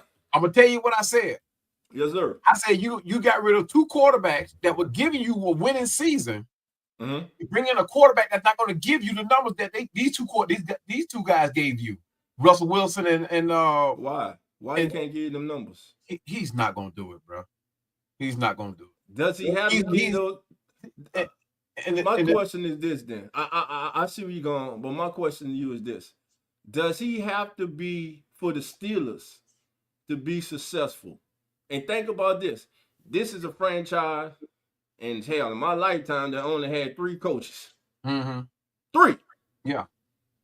And the one right now has never, ever had a lose. Some people look down upon that and say, whatever, it's purgatory. Well, damn it, give me that purgatory, because that means you might lose in the first wild card every year, but guess what? Your ass in it and you got to change. So I take that every year. So everybody in Pittsburgh, keep crying. Keep crying about what you keep crying, and reality gonna set in when he leave. And shit like we had last year and the shit they dealing with in Atlanta now come knocking at your door. But check this, I'm gonna use your own comment against you. Come on. You said it won't happen. You said he's had a winning year ever since he's been in there, right? And he gonna have one this year. It's the NFL, baby. It's the NFL. Mike Tomlin has been what? Consistent. So you're gonna give Aaron Rodgers a pass on his Achilles injury. I ain't giving no pass. Yeah, but you just did. I didn't. You said I said coming down to the end of the year. Kirk Cousins had Achilles, coming off Achilles. Exactly. It was reversed. He started off hot. Aaron Rodgers, but he got re-injured though. Yeah, that's right. So and as the season went on, Aaron Rodgers got healthier, and you saw his play improve. So the roles were reversed. So what are you saying? So you, in a sense, then you giving Aaron Rodgers a pass where you're not giving Kirk Cousins. I'm not. I just explained it to you. That's not giving him the pass. That's the truth. You just said yourself. You gave him a pass. I just said, Cowboy. I just said, brother. I just said that Kirk Cousins started the season out hot, and he was coming off of Achilles. Right. Then you say, but then he got hurt again. Then I say, Aaron Rodgers coming off Achilles like Kirk Cousins. Right. Started off slow, then he got stronger toward the end of the season. So how is that giving Aaron Rodgers a pass? I'm gonna tell you why. Because both of them coming off that same injury. Now you saying Kirk Cousins was strong at the beginning of the year, but come down to the after that injury, he played worse. So the roles got reversed, bro. The same thing. I mean, both of them got the same injury. Aaron Rodgers came in playing. He had to work his way back up, so he wasn't playing well. But he got stronger as the season went on. Kirk Cousins came out the box hot. Okay.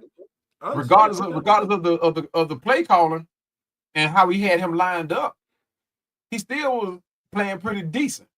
I mean, we were winning. We didn't start falling off until after we played y'all and he got hurt. That's when the significant downfall. Now, I can't speak for the interceptions that he threw that cost us a couple of games, but he was hurt. Whether that was the reason why he threw those interceptions, who knows? But the fact of the matter is, Kirk Cousins is not a bad quarterback. Never has been. Never has been. Him and Aaron Rodgers have flipped roles. And the only thing that hurt Kirk Cousins is it happened going toward the end of the season. Otherwise, he'll be starting. Right. Should be y'all starting right now. He should be. He should be. I mean, that was the plan going in. Right. But because he got hurt. A year or two. Because he got hurt and he threw all those interceptions, I mean, Now, was he playing the hurt? season was a wash anyway. So Was he playing hurt in those games? he said he was. He said he That was. still That makes was the bad controversy. decision making. That what the coaches said. The coaches said he was playing hurt. They didn't know. Man, there ain't no damn way. They didn't know. People, come on.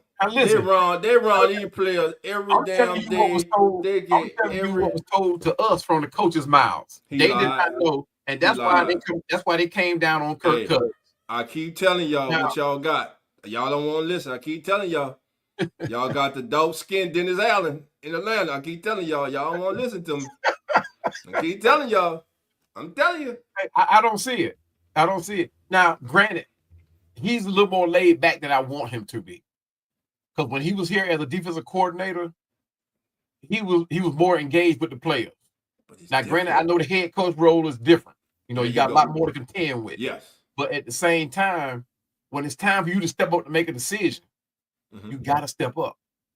You got to step up. I haven't seen a coach yet let his defense, especially a defensive-minded coach, let his defense get as bad as we got last year without stepping in. I haven't seen one yet. Bum Phillips did it. Well, of course he but when you're a head coach, especially a defensive-minded head coach, and your defense starts playing the way, I don't care who your friend is as the offensive coordinator, who you have as the offensive coordinator. At some point, you got to step in and say, hey, man, look, looks like we need some help here. You know, what's the game plan? You got to step in. You can't just sit there and fold your arms back, look up at the clock, and just. So you don't think during the week they had discussions about that? We couldn't tell. The game didn't. I mean, nothing changed. Now going toward the end of the season, where everybody suspected that Raheem Morris stepped in, yeah, we saw a significant increase. But at the time, what happened after y'all had to start, right? Y'all started a little slow, then y'all got hot. Y'all was rolling. Back off. Yeah. Y'all was rolling. Right. What happened in between then? What happened? What happened? What changed? Because you still had the same offensive coordinator. Cousins was the quarterback. You still had Drake London, Pitts, B. Jones, Algier. Yeah. You still had that. Yeah. What happened? You got to remember the beginning of the season. Beginning of the season is what it is. Right. Don't nobody know who's doing what. So of course you're gonna play halfway decent. Right. Whether you capitalize on it or not, you're gonna play halfway decent. Now Kirk Cousins didn't have no like out of sight game. You know what I mean? But he played well enough for us to get a couple of field goals in to win the game. You know, get a couple of turnovers, win the game. But at the hands of Kirk Cousins didn't have his best game until the Chiefs, I think. But he was it the Chiefs? But he was the quarterback that led y'all to victory in games before that, correct? Oh, that's true indeed. True indeed. Now, let's go back to the very first game, Philadelphia game, the one we won. Yeah. How do we win that? You tell me. On an error by Barkley. He fumbled that ball. If he had just went down without trying to score, if he had just went down, we would have lost that game. Right. Now, he did put together a drive that enabled us to beat Philadelphia.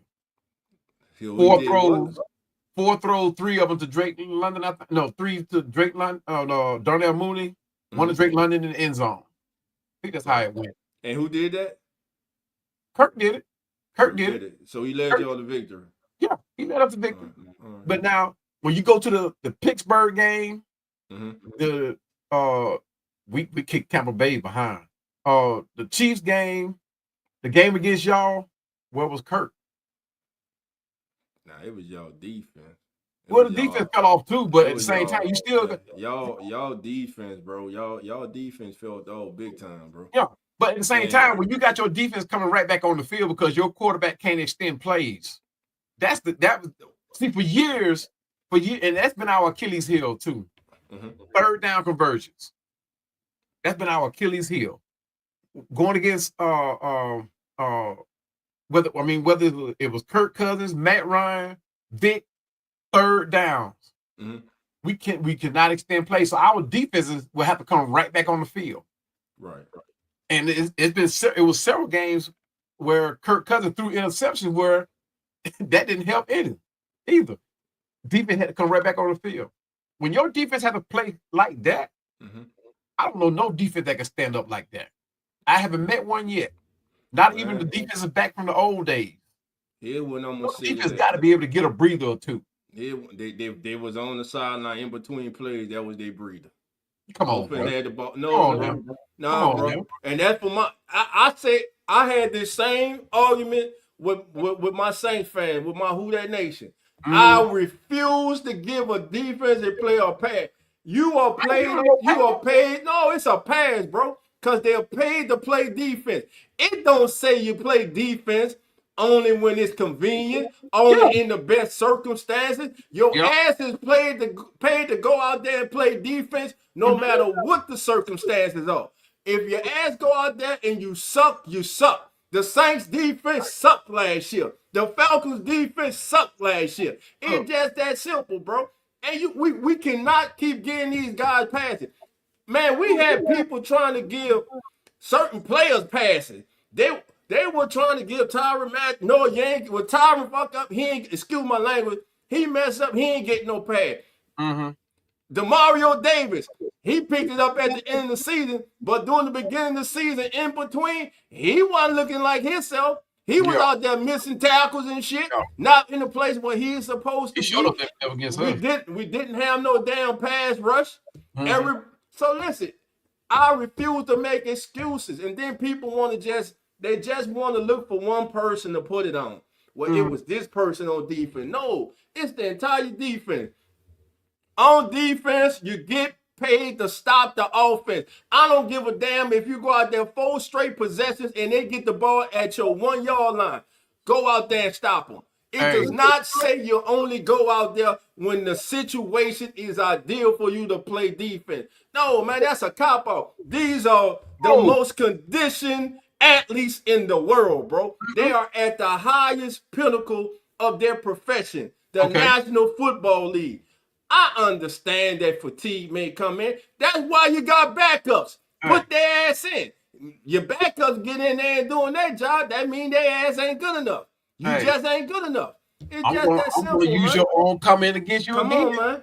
Come on. I'm gonna use it against you again. You can try. You ain't used it against me yet, but come on. These may be athletes at the top of their career. These may be the best athletes in the world.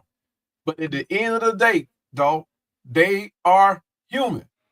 Now, God, man, that's the excuse. Hold on, wait a minute. Hold on now. Hey, bro, I'm gonna shut up and then I'm gonna rebuttal. Go ahead, then I'm gonna rebuttal. Okay. Now there were several games. I'm gonna say several games where we got got our backs up against the goal, right? And we had to play consistently. The defense had to play all the way down the field.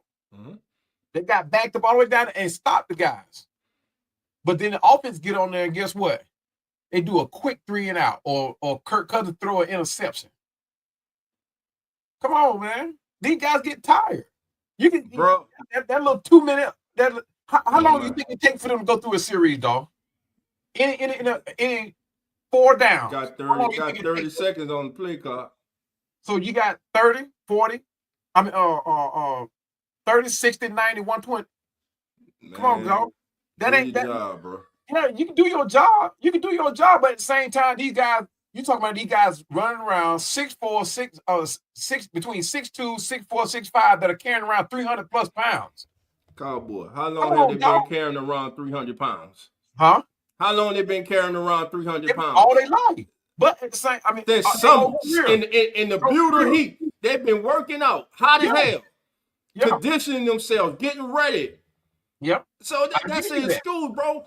Listen, you get paid on defense to go out there and stop them. I don't give if I'm paying you millions of dollars, hundreds of thousands of dollars, and you play on defense. When I don't give a damn if my offense turn the ball over 5 damn times. If you a good ass defense, you go out there, you hold them to 3-5 field goals or make them punt 3 times. or you get the ball back to your offense. Okay. That's what a good defense does, man. Man. We If we can't make stick no to your excuses, philosophy, man. right? If we stick to your philosophy, my philosophy is you stop them. If we stick to your philosophy, if we use that, why didn't y'all bench Derek Carr? Because the head coach, who was a lame duck, hooked all his assets to him. He was not taking him out no matter what. The man got hurt the year before in Green Bay. Damn, they shot the boy up and put him back out there on the field. Yeah, true. Because he had a lame duck ass coach who was only concerned about his own damn job and refused to put it in the back. And know what?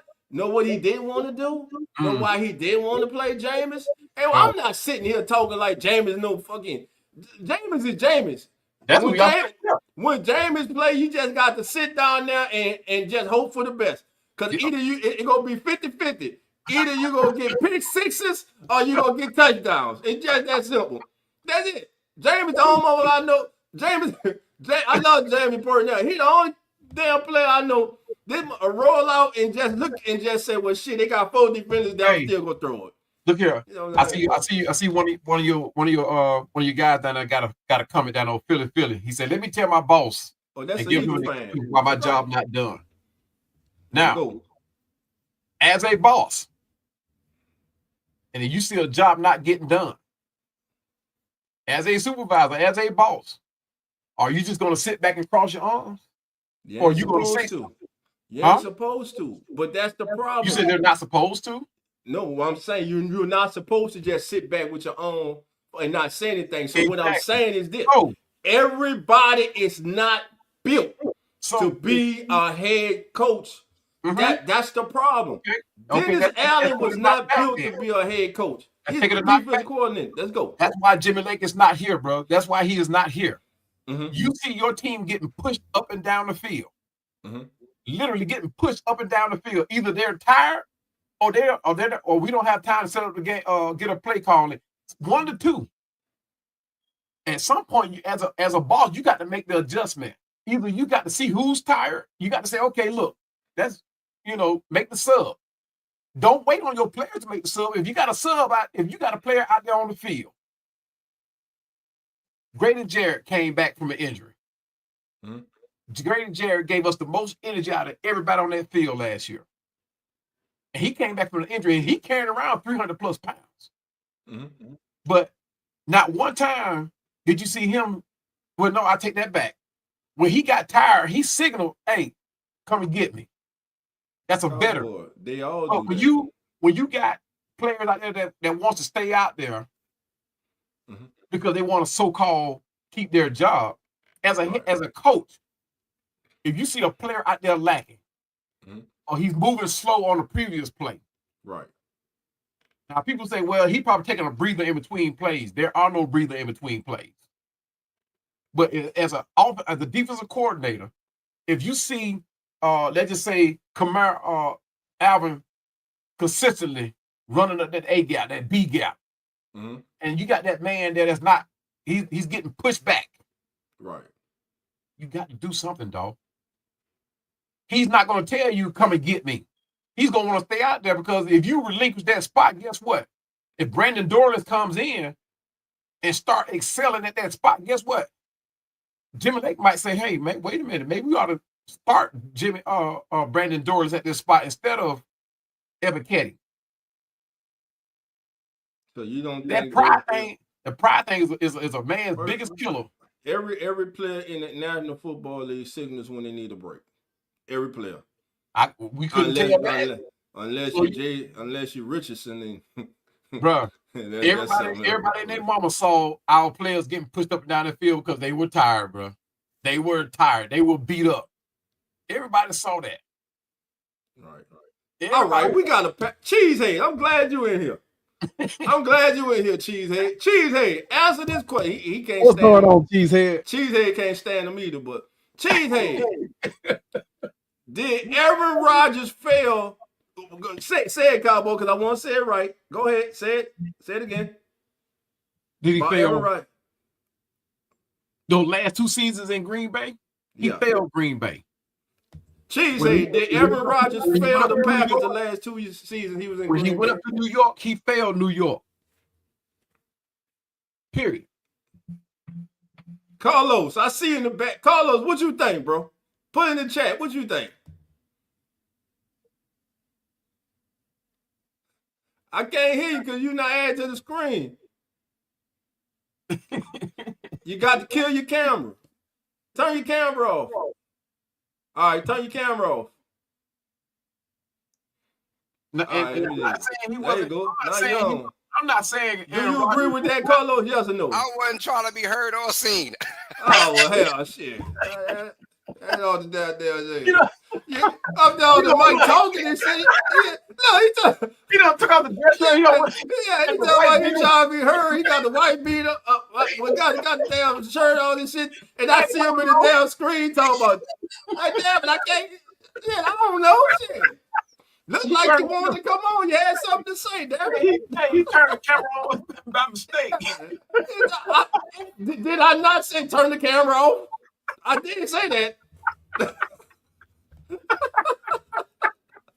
Well, I tell you, first of all, me and Cowboy, we want to, and Carlos, we want to thank everybody for joining us. I know you were tuning in, expecting us to have Mr. Jay Harris. Unfortunately, we had some technical difficulties, but Mr. Harris has agreed to join us next Sunday. He will be here. We will have everything figured out and straightened out for next week. Mr. Jay Harris will be here next Sunday, 3 p.m. Central Time, 4 p.m. Eastern Time. You are listening to the Come On In Sports Network. I'm Dolph Jackson, host of the Keeping It Real Who That Sports podcast. Let them know who you is, black and red. Fall down. That joke was feeling stupid. He almost got his pecans out. What happened? Hold on. What finna feel? Oh, man. He almost got his pecans out.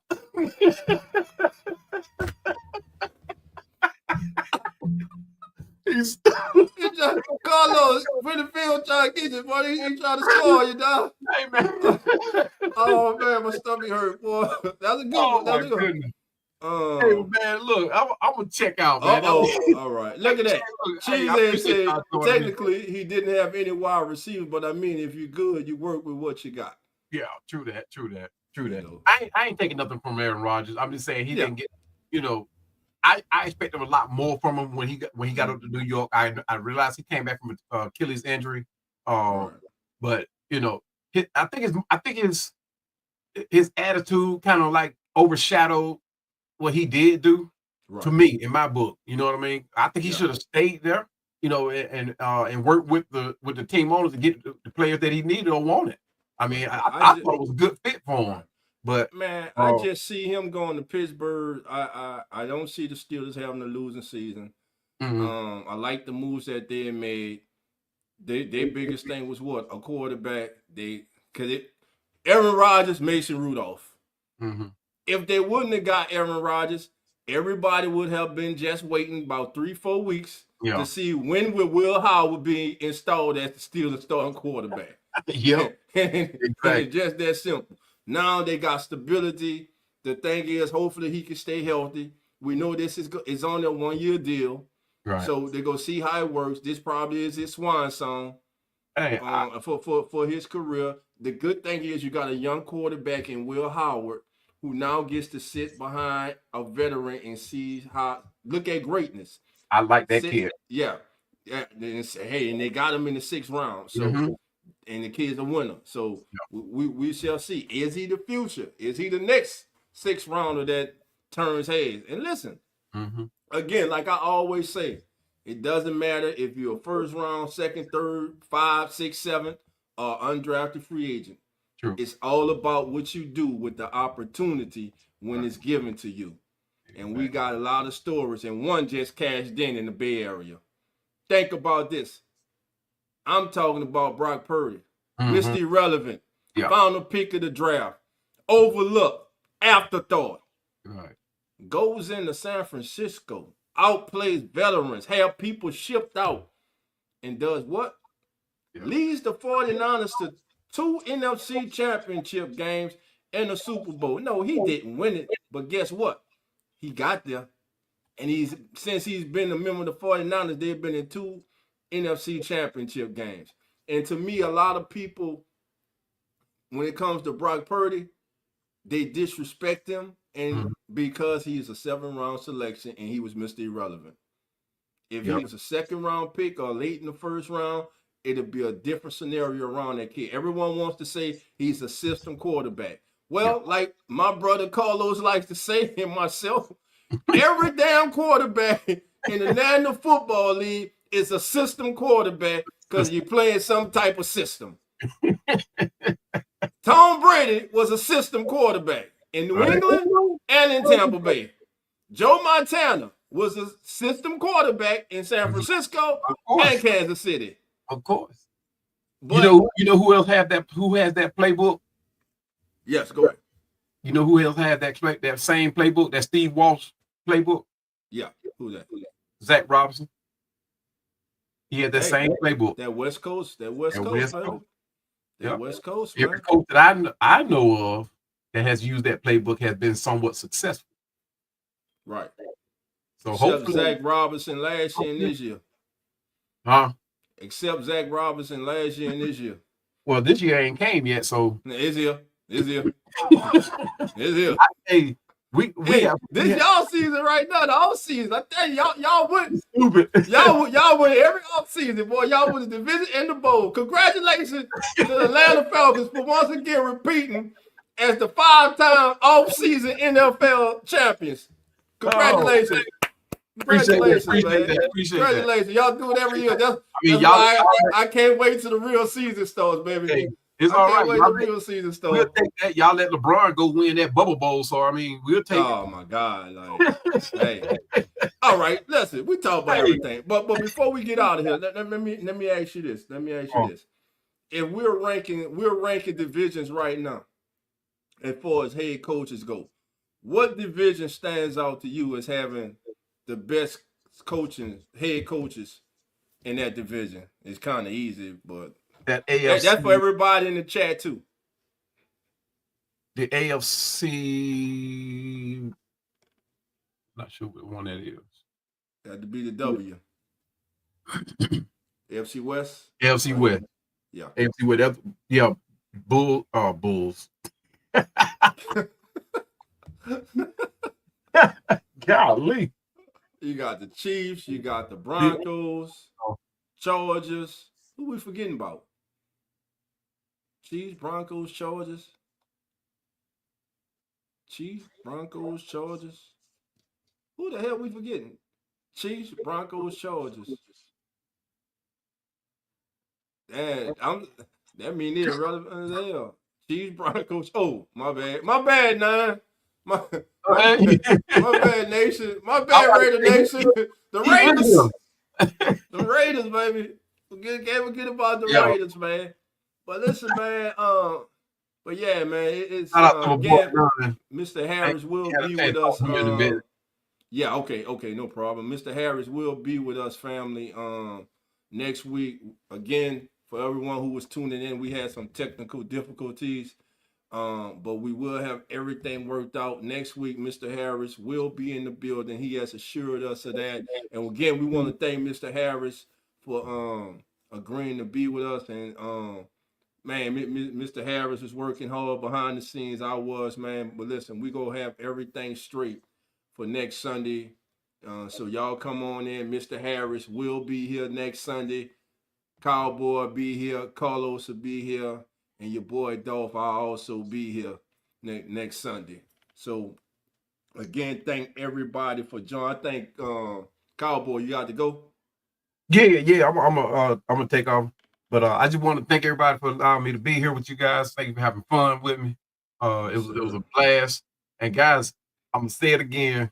Look out for the show that Dolph and I are gonna do about the Saints Falcons rivalry. Guys, it's gonna be hilarious. A lot of information in that thing. A lot of you guys weren't around when this rivalry started, but we're gonna share that information with you.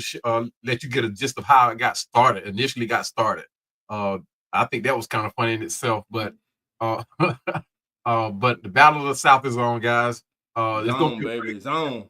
I think with the series tied now, right? Yeah. Tied up at 54.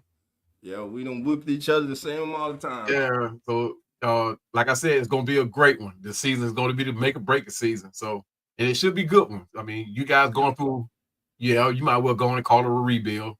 We've already we already here. Now the team might not be, but we here. So, and we kind of went through we're well rebuild because there's nobody here that was here when AJ Terrell probably our veteran player as far as who original players. We got some older players in there, but as far as original players, but it's gonna be a nice one, guys. It's always a good rivalry.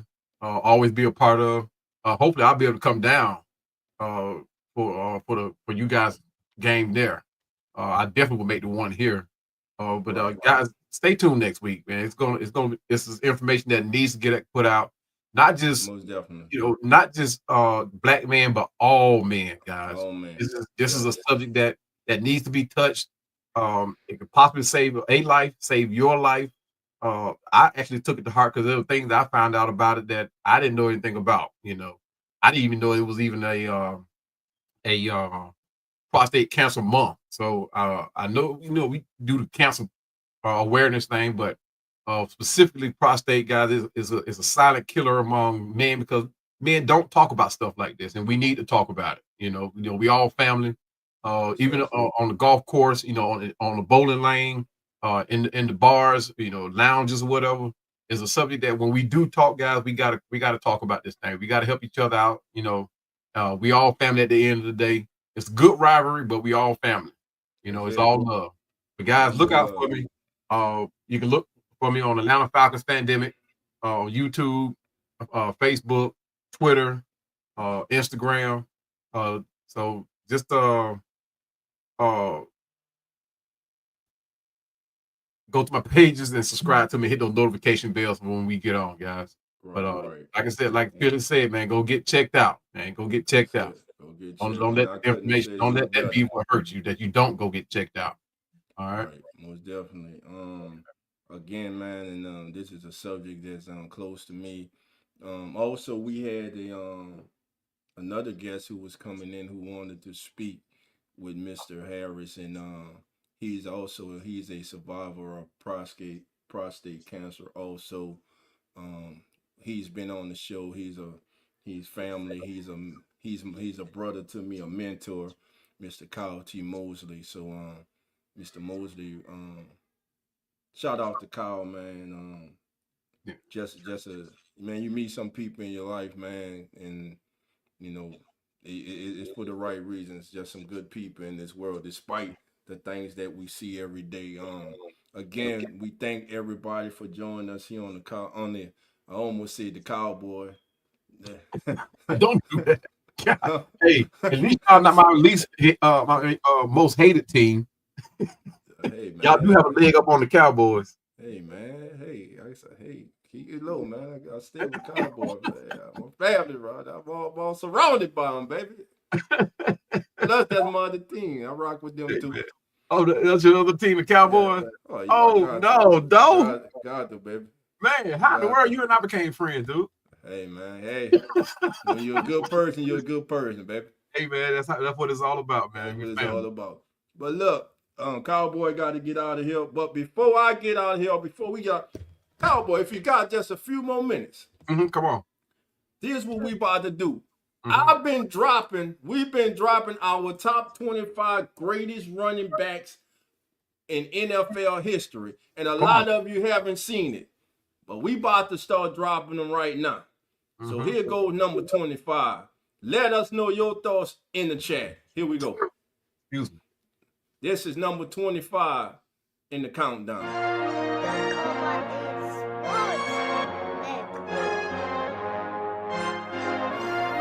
Number 25.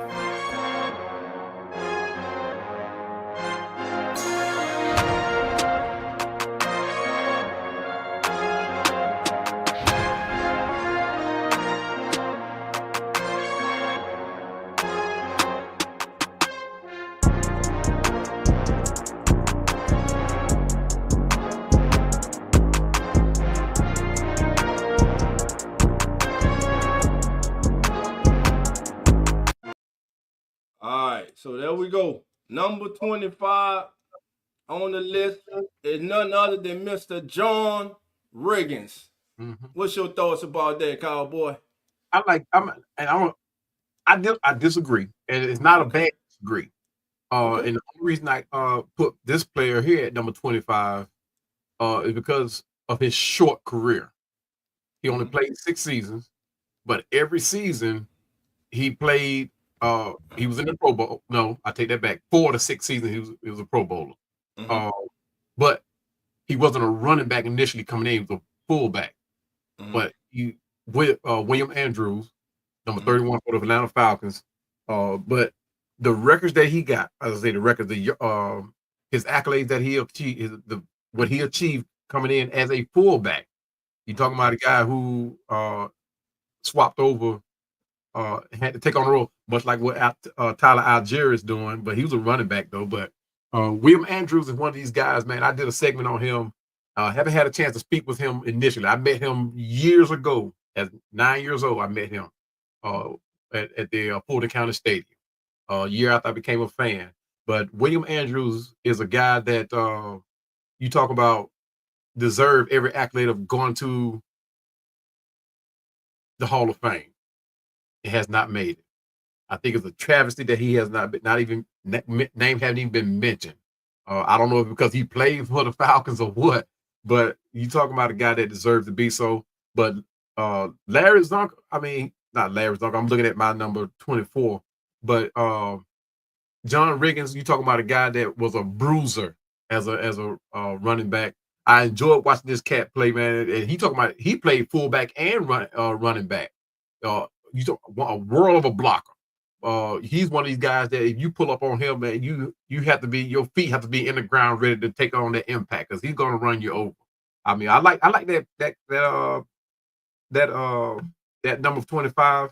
I just have my 25 at William Andrews. John Riggins is further up the chart for me.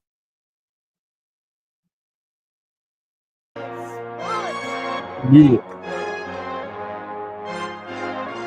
Number 24.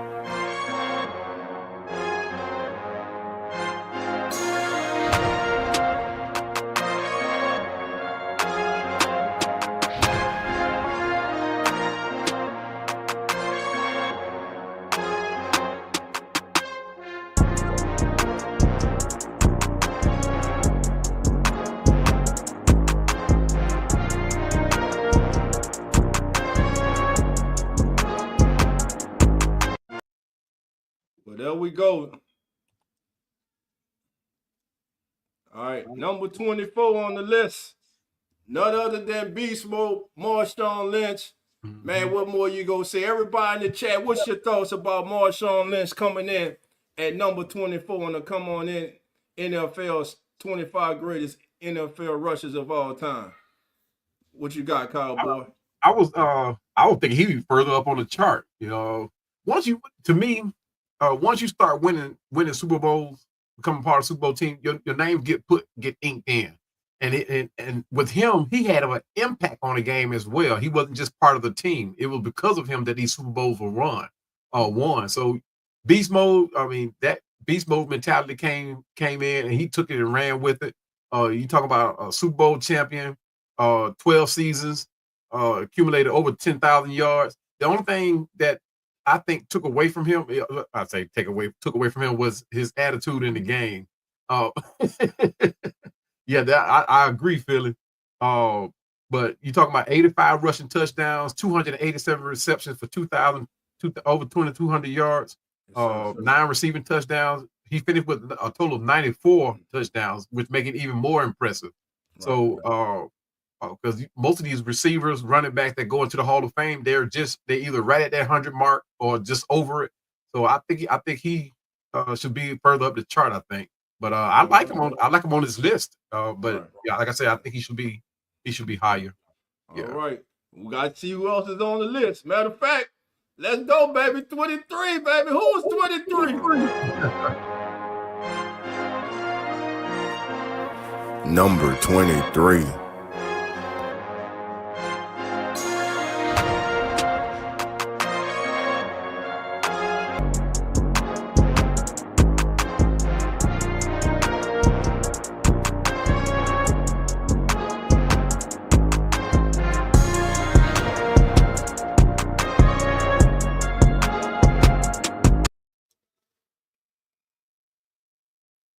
All right, family. Number 23, none other than Warwick Dunn. First of all, he's a Louisiana kid, and we all know the story of Warwick Dunn. As a youngster, lost his mother to a tragic shooting. The young man became the head of his family, provided for all his siblings, went to Florida State, had a great career, came into the National Football League, also had a great career. He was an all-purpose guy. Despite his size, Warwick Dunn can run between the tackles. He can do it all on the field. And to me, the reason he is on this list because he is one of the 25 greatest rushers in NFL history that I personally have witnessed. What's your thoughts on Warwick? I think you muted, Cowboy. Again. Yeah. I totally agree with you, man. 3-time Pro Bowler. Like he lost his mother. And he came in the league. You know, I think he used that as inspiration to finish the job. You know what I mean? He came AP Offensive Player of the Year. It did look like 5 1,000-yard seasons. God, that's crazy. You know, over 15,000 yards rushing, all-purpose yards. Like you said, he was very versatile once he got that ball in his hands. Running in between the tackles, you can bounce it outside. Is once he get that ball in his hands, his yards after he receives it is crazy. I mean, the only thing that he really actually we didn't want to use him like that. Like you said, he's a small guy. You know, his blocking was kind of suspect at some times. But you talk about 5'9", 187, and competing in the NFL, that is crazy. That is crazy. That's exactly we bench pressing that. So so I mean. Let me just say this. The next person coming up on this list when the greatest running backs in the history of the National Football League are discussed, this man's name somehow always seems to get overlooked or ignored. But make no mistake about it, he was one of the greatest running backs in the history of the National Football League. And also, he was part of one of the most memorable plays in the history of the National Football League. So here we go. Number 22.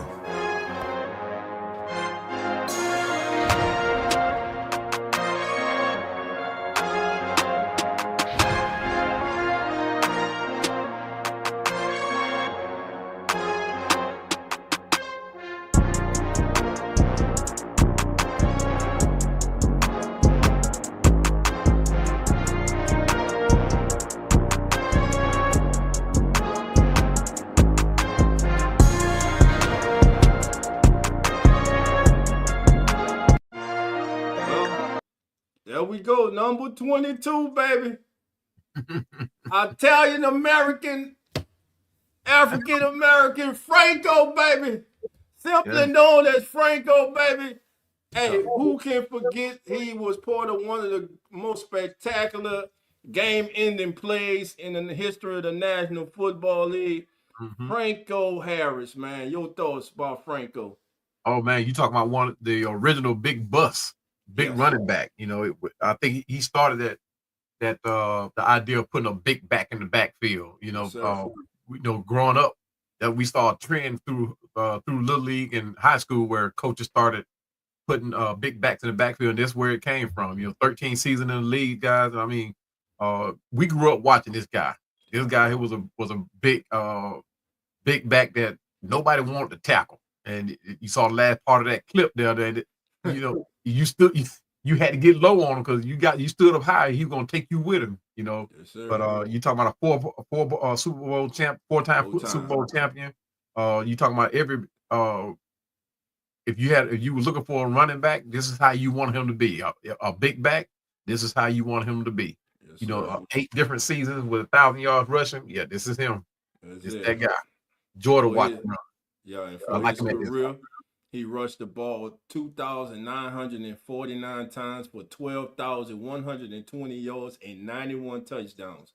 Like Cowboy said, 4-time Super Bowl champion, Super Bowl MVP, Offensive Rookie of the Year in 1972, First Team All-Pro in 77, Second Team All-Pro 72 and 75, and he was inducted into the Pro Football Hall of Fame in 1990. Franco Harris, baby, is number 22 on the list. To add to that, man, he was the Walter Payton Man of the Year award, 9-time sir. Pro Bowler, 9 times out of 13 seasons that he was in the Pro Bowl. So he Yes, was sir. definitely a factor. All right, let's go to number 21. I bet y'all can't guess who's number 21. He was good too. Number 21.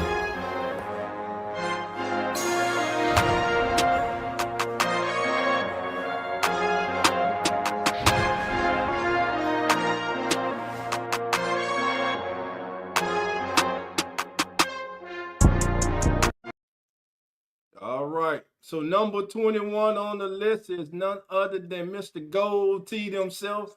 That boy was slug, baby. That's why we loved him in the hood, baby. You know what I'm saying?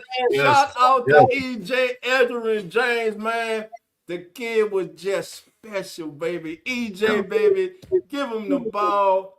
I'm talking about before Marshall Faulk got there, it was Edgerrin James. Edgerrin James, one of the best to do it. Pro Football Hall of Famer. Cowboy, talk to us about Edgerrin. Yeah, this guy here was that versatile guy. He could do it all: run the ball, catch the ball, block. He could do it all. I think the only thing that you could take away from him was the fact that his injury. He just twists his ankle a lot, but at the same time, he's one of these players that you could tape him up and bring him right on back in. But he have to sit out a game or two. But you talk about consistently running 1,000 yards. Did it for 11 seasons. It topped over 1,500 yards. Pro Football Hall of Fame induction, 4-time Pro Bowler, 3-time first team All Pro, NFL Offensive Rookie of the Year, 2-time NFL rushing leader. The accolades go on. On and on, man. Yes. All decade team. You know, this is the guy that if you wanted a running back, not a fullback turn running back, but if you wanted a running back, Elton James was that guy outside of those weak ankles. That's it. All right. Let's keep the countdown going. Everybody in the chat, feel it fair. Everybody in the chat.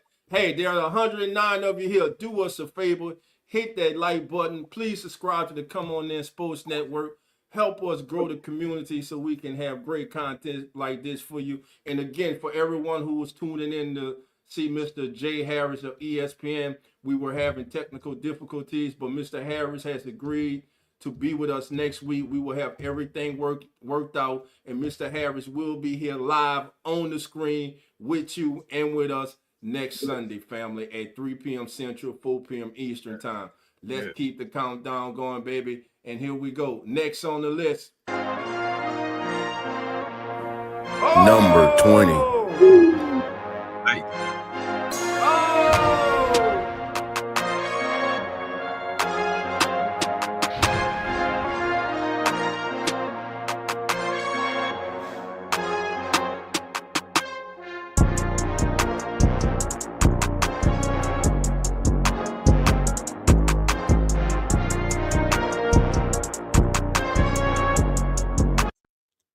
All right. Now we just talked about Franco Harris.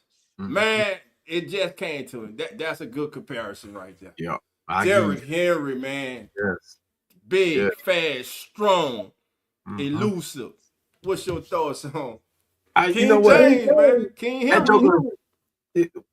When he came into the league, I couldn't understand the fact that how somebody would give up on a Derrick Henry. You know, why would you allow that team to walk out of your stadium and not still be signed to your team? Whatever that man asking, I would have given it to him, because he gives you that and then some.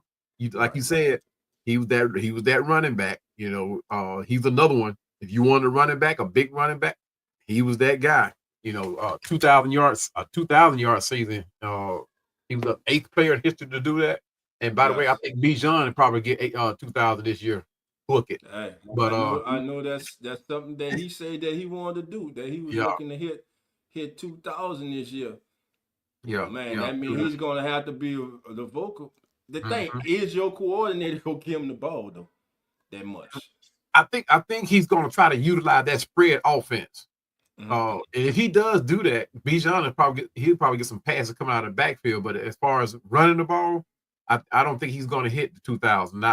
I say he will, but he'll do it because it's the yards after.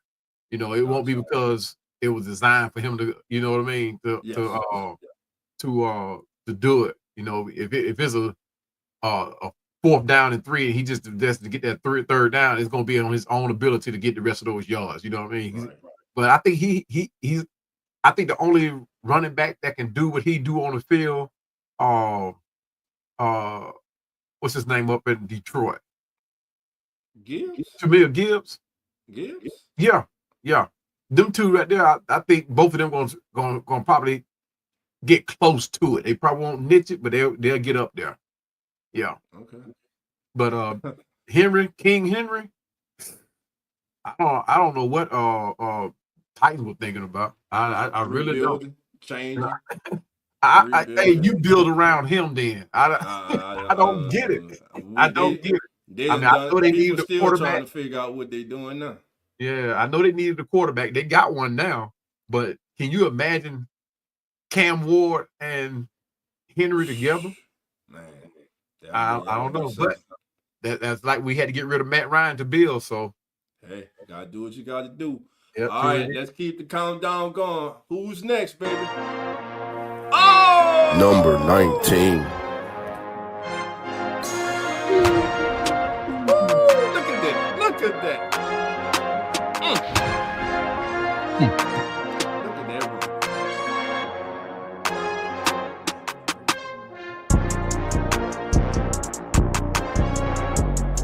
Yep, I saw that a lot.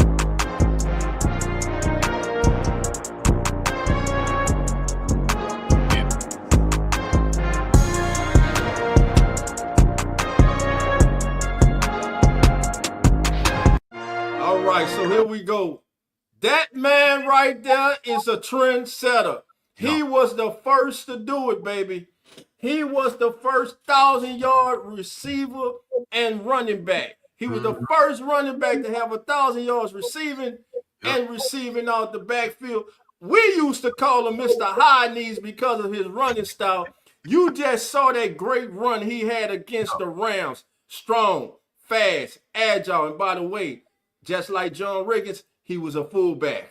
And then in college, he played at the University of Nebraska. He wasn't even a man on his own team. That was Heisman Trophy winner Mike Rozelle. But Cowboy, man, when you think about the dynasty of the 49ers, those great teams they had, everyone's Montana. Everybody's talking about Rice and Taylor and Brent Jones, the tight end they had.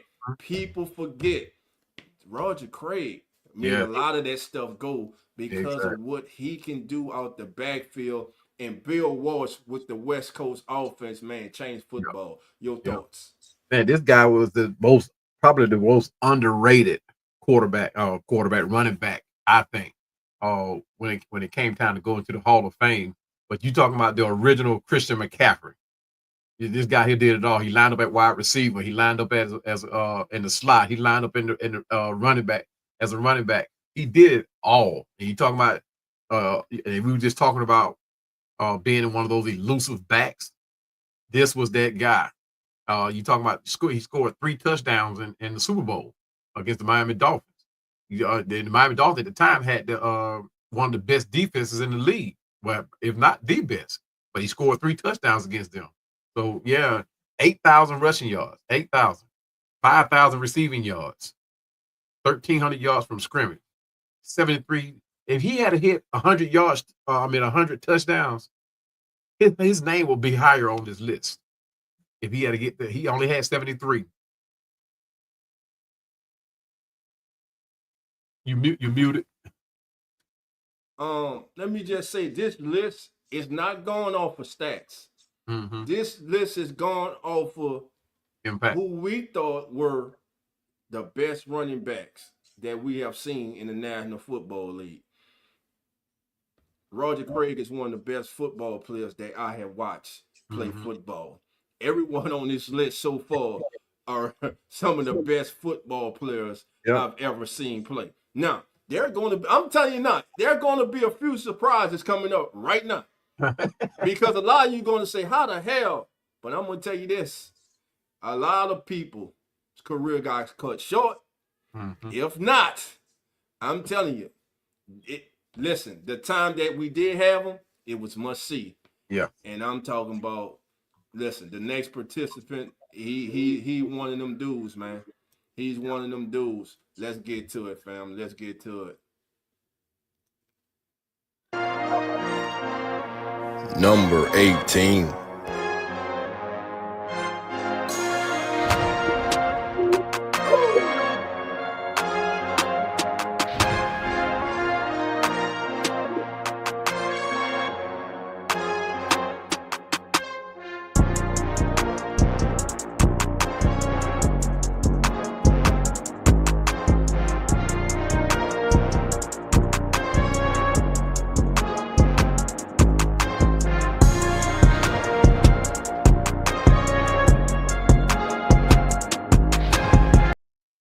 All right, there we go. Let me just say right now, damn it, he on the list. That's one of the greatest running backs that I have ever seen play in the National Football League. You just saw those highlights. Yeah. That was a damn man. That was a tank running down the damn field. You had to have heart to come tackle Bo Jackson. And Yep. you saw that Seattle game. It was him. It was Boz. For those who don't know, it was linebacker Brian Bosworth, who coming in was one of the greatest and decorated linebackers in the history of college football. And he was talking all week about how he would stop Bo and how Bo would not do anything. But you saw in that video, they met Monday Night Football, head to head on the goal line. And Bo just took his ass for a ride. And also in that game, Bo went for 99 and ran through the tunnel on their ass too. Yep. Bo Jackson, number 18 on the list. Man, and matter of fact, if Cowboy, it's going back here. For all y'all, you got PlayStations and all that. But it all started with Tecmo Bowl, baby. With Bo Jackson. That Tecmo Bowl with Bo Jackson, baby. He was unstoppable, baby. Like, go ahead, Cowboy. Take it away, man. Okay, this guy here was legendary before his time. I'm talking about you, and like you talking about him running over somebody. You didn't have to be tackling him to be hurt by Bo Jackson. You can be just standing there and he'll run into you, and I'm telling you, you gonna be hurt. I forget, I think it was against the San Francisco 49ers. Oh my goodness. I'm talking about, he just ran into the back of old boy. What the world? That was my Falcon football that fell off the doggone shelf. But there's a ghost in here or something. But you talking about one of the best guys, one of the best running back, two dual threat running backs coming to the football, to the NFL. Guys, Bo knows the running back position. He knows legendary, explosive, powerful. The only, Everything.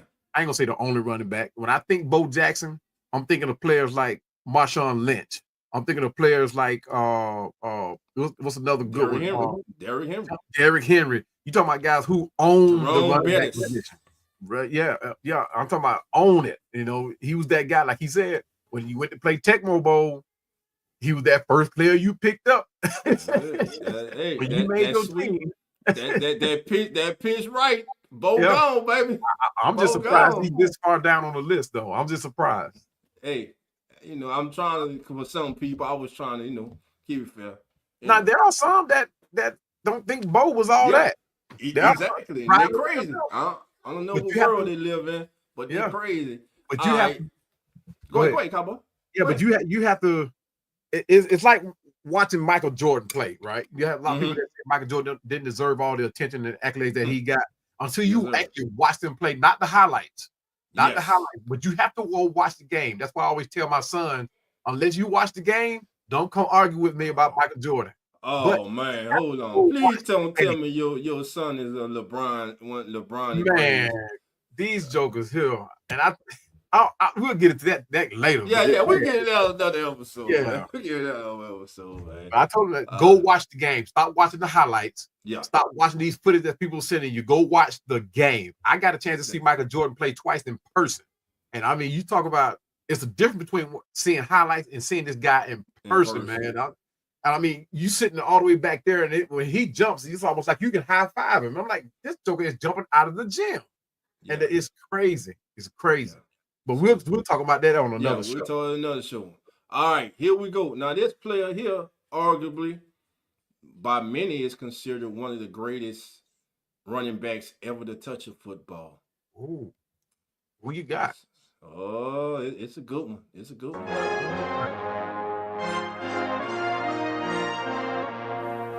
Number 17.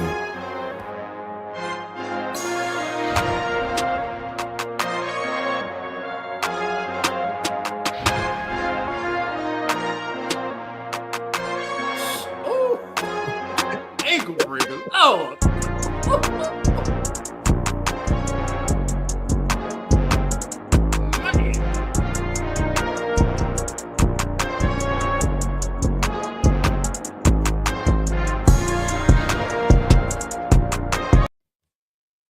Well, there we go. Mr. Gale Sayers, number 17 on the countdown, baby. What's your thoughts about Mr. Sayers, man? I'm telling you, he's another one. I'm surprised. Look, I think a lot of these guys should be further up on the list, but you can't put everybody up at the top. Right? You can't put it. Listen, right now, when we in the course next week, we're gonna reveal 16 through 14 next week. But right now, I'm having a hard time figuring out where to put the third leading all-time rusher in the history of the National Football League. Say it ain't so. I'm saying it. No. I'm having a hard time where to place him. No. I don't know if he. I don't even think he top 25, and he's the third all-time leading rusher in the history of the National Football League. Stop it. You don't think? You think he's top 5? Hey, look, if he's third all time. We strictly going by the numbers. Yeah, that's strictly going by the numbers. Like you said, we ain't going by stats though. So yeah, that's what I'm saying. We ain't going by stats. Yeah. So I mean, that's different. If we're going by stats, huh? I can't reveal them yet. I'm gonna tell you when we get off. I'm gonna tell you when we get off. Listen, me and Cowboy about to get out of here. We hope everybody enjoyed the show again. Mr. Jay Harris of ESPN will be with us next Sunday. We had some technical difficulties this week, but he will be with us. He has agreed to be with us graciously and humbly. Agreed to be with us next week. In fact, it was his idea to say, "Hey, Dolph, I'll come on next week, man. Hey, no problem. Listen, we gonna work everything out. We gonna have everything ready for you guys." Mr. Jay Harris will be in the building, and like Cowboy has been saying, and like everybody in the chat, man, his story is a story that we need to hear. But also, we have some special guests who want to come on. We have a special guest that want to come on also and speak to Mr. Harris. So look forward to that next week. We thank each and every single one of you. It's been a pleasure. It's been an honor. We thank you guys for spending part of your Sunday with us here at the Come On In Sports Network. And again, if you're not subscribed, baby, what you waiting for? Subscribe to the Come On In Sports Network, which is home to Atlanta Falcon Fandemic, Real Fan Sports, Uneducated Sports Talk, Eagles Talks with TJ, Come On In Bills with Lawrence and Jeremy, Keeping It Real Who That Sports Pod with Coach Rock and myself in the Hit Zone. That's right, we got another one coming for you, baby. The Hit Zone, which would be featuring Mr. J Hits, and he covers the team that Cowboy hates but has their nickname, the Cowboys. So Jay Hits will be here with the Hit Zone representing America's team, baby. And we need all of you to join us the first Sunday of the regular season for the #1 pregame show on all the social media as the NFL turns, where we all will be in the building. We will have special guests coming in each and every week. We will have, we go through each and every game. We give you our choices, and at the end, one of the most exciting segments of all that day is Baller. Who's your baller of the day? We shall see. But until then, family, we will see everyone next Sunday, 3 p.m. Central Time, 4 p.m. Eastern, here on the Come On In Sports Network, as our guest will be Mr. Jay Harris. Hit that like bell, subscribe. Have a wonderful day, family. The Come On In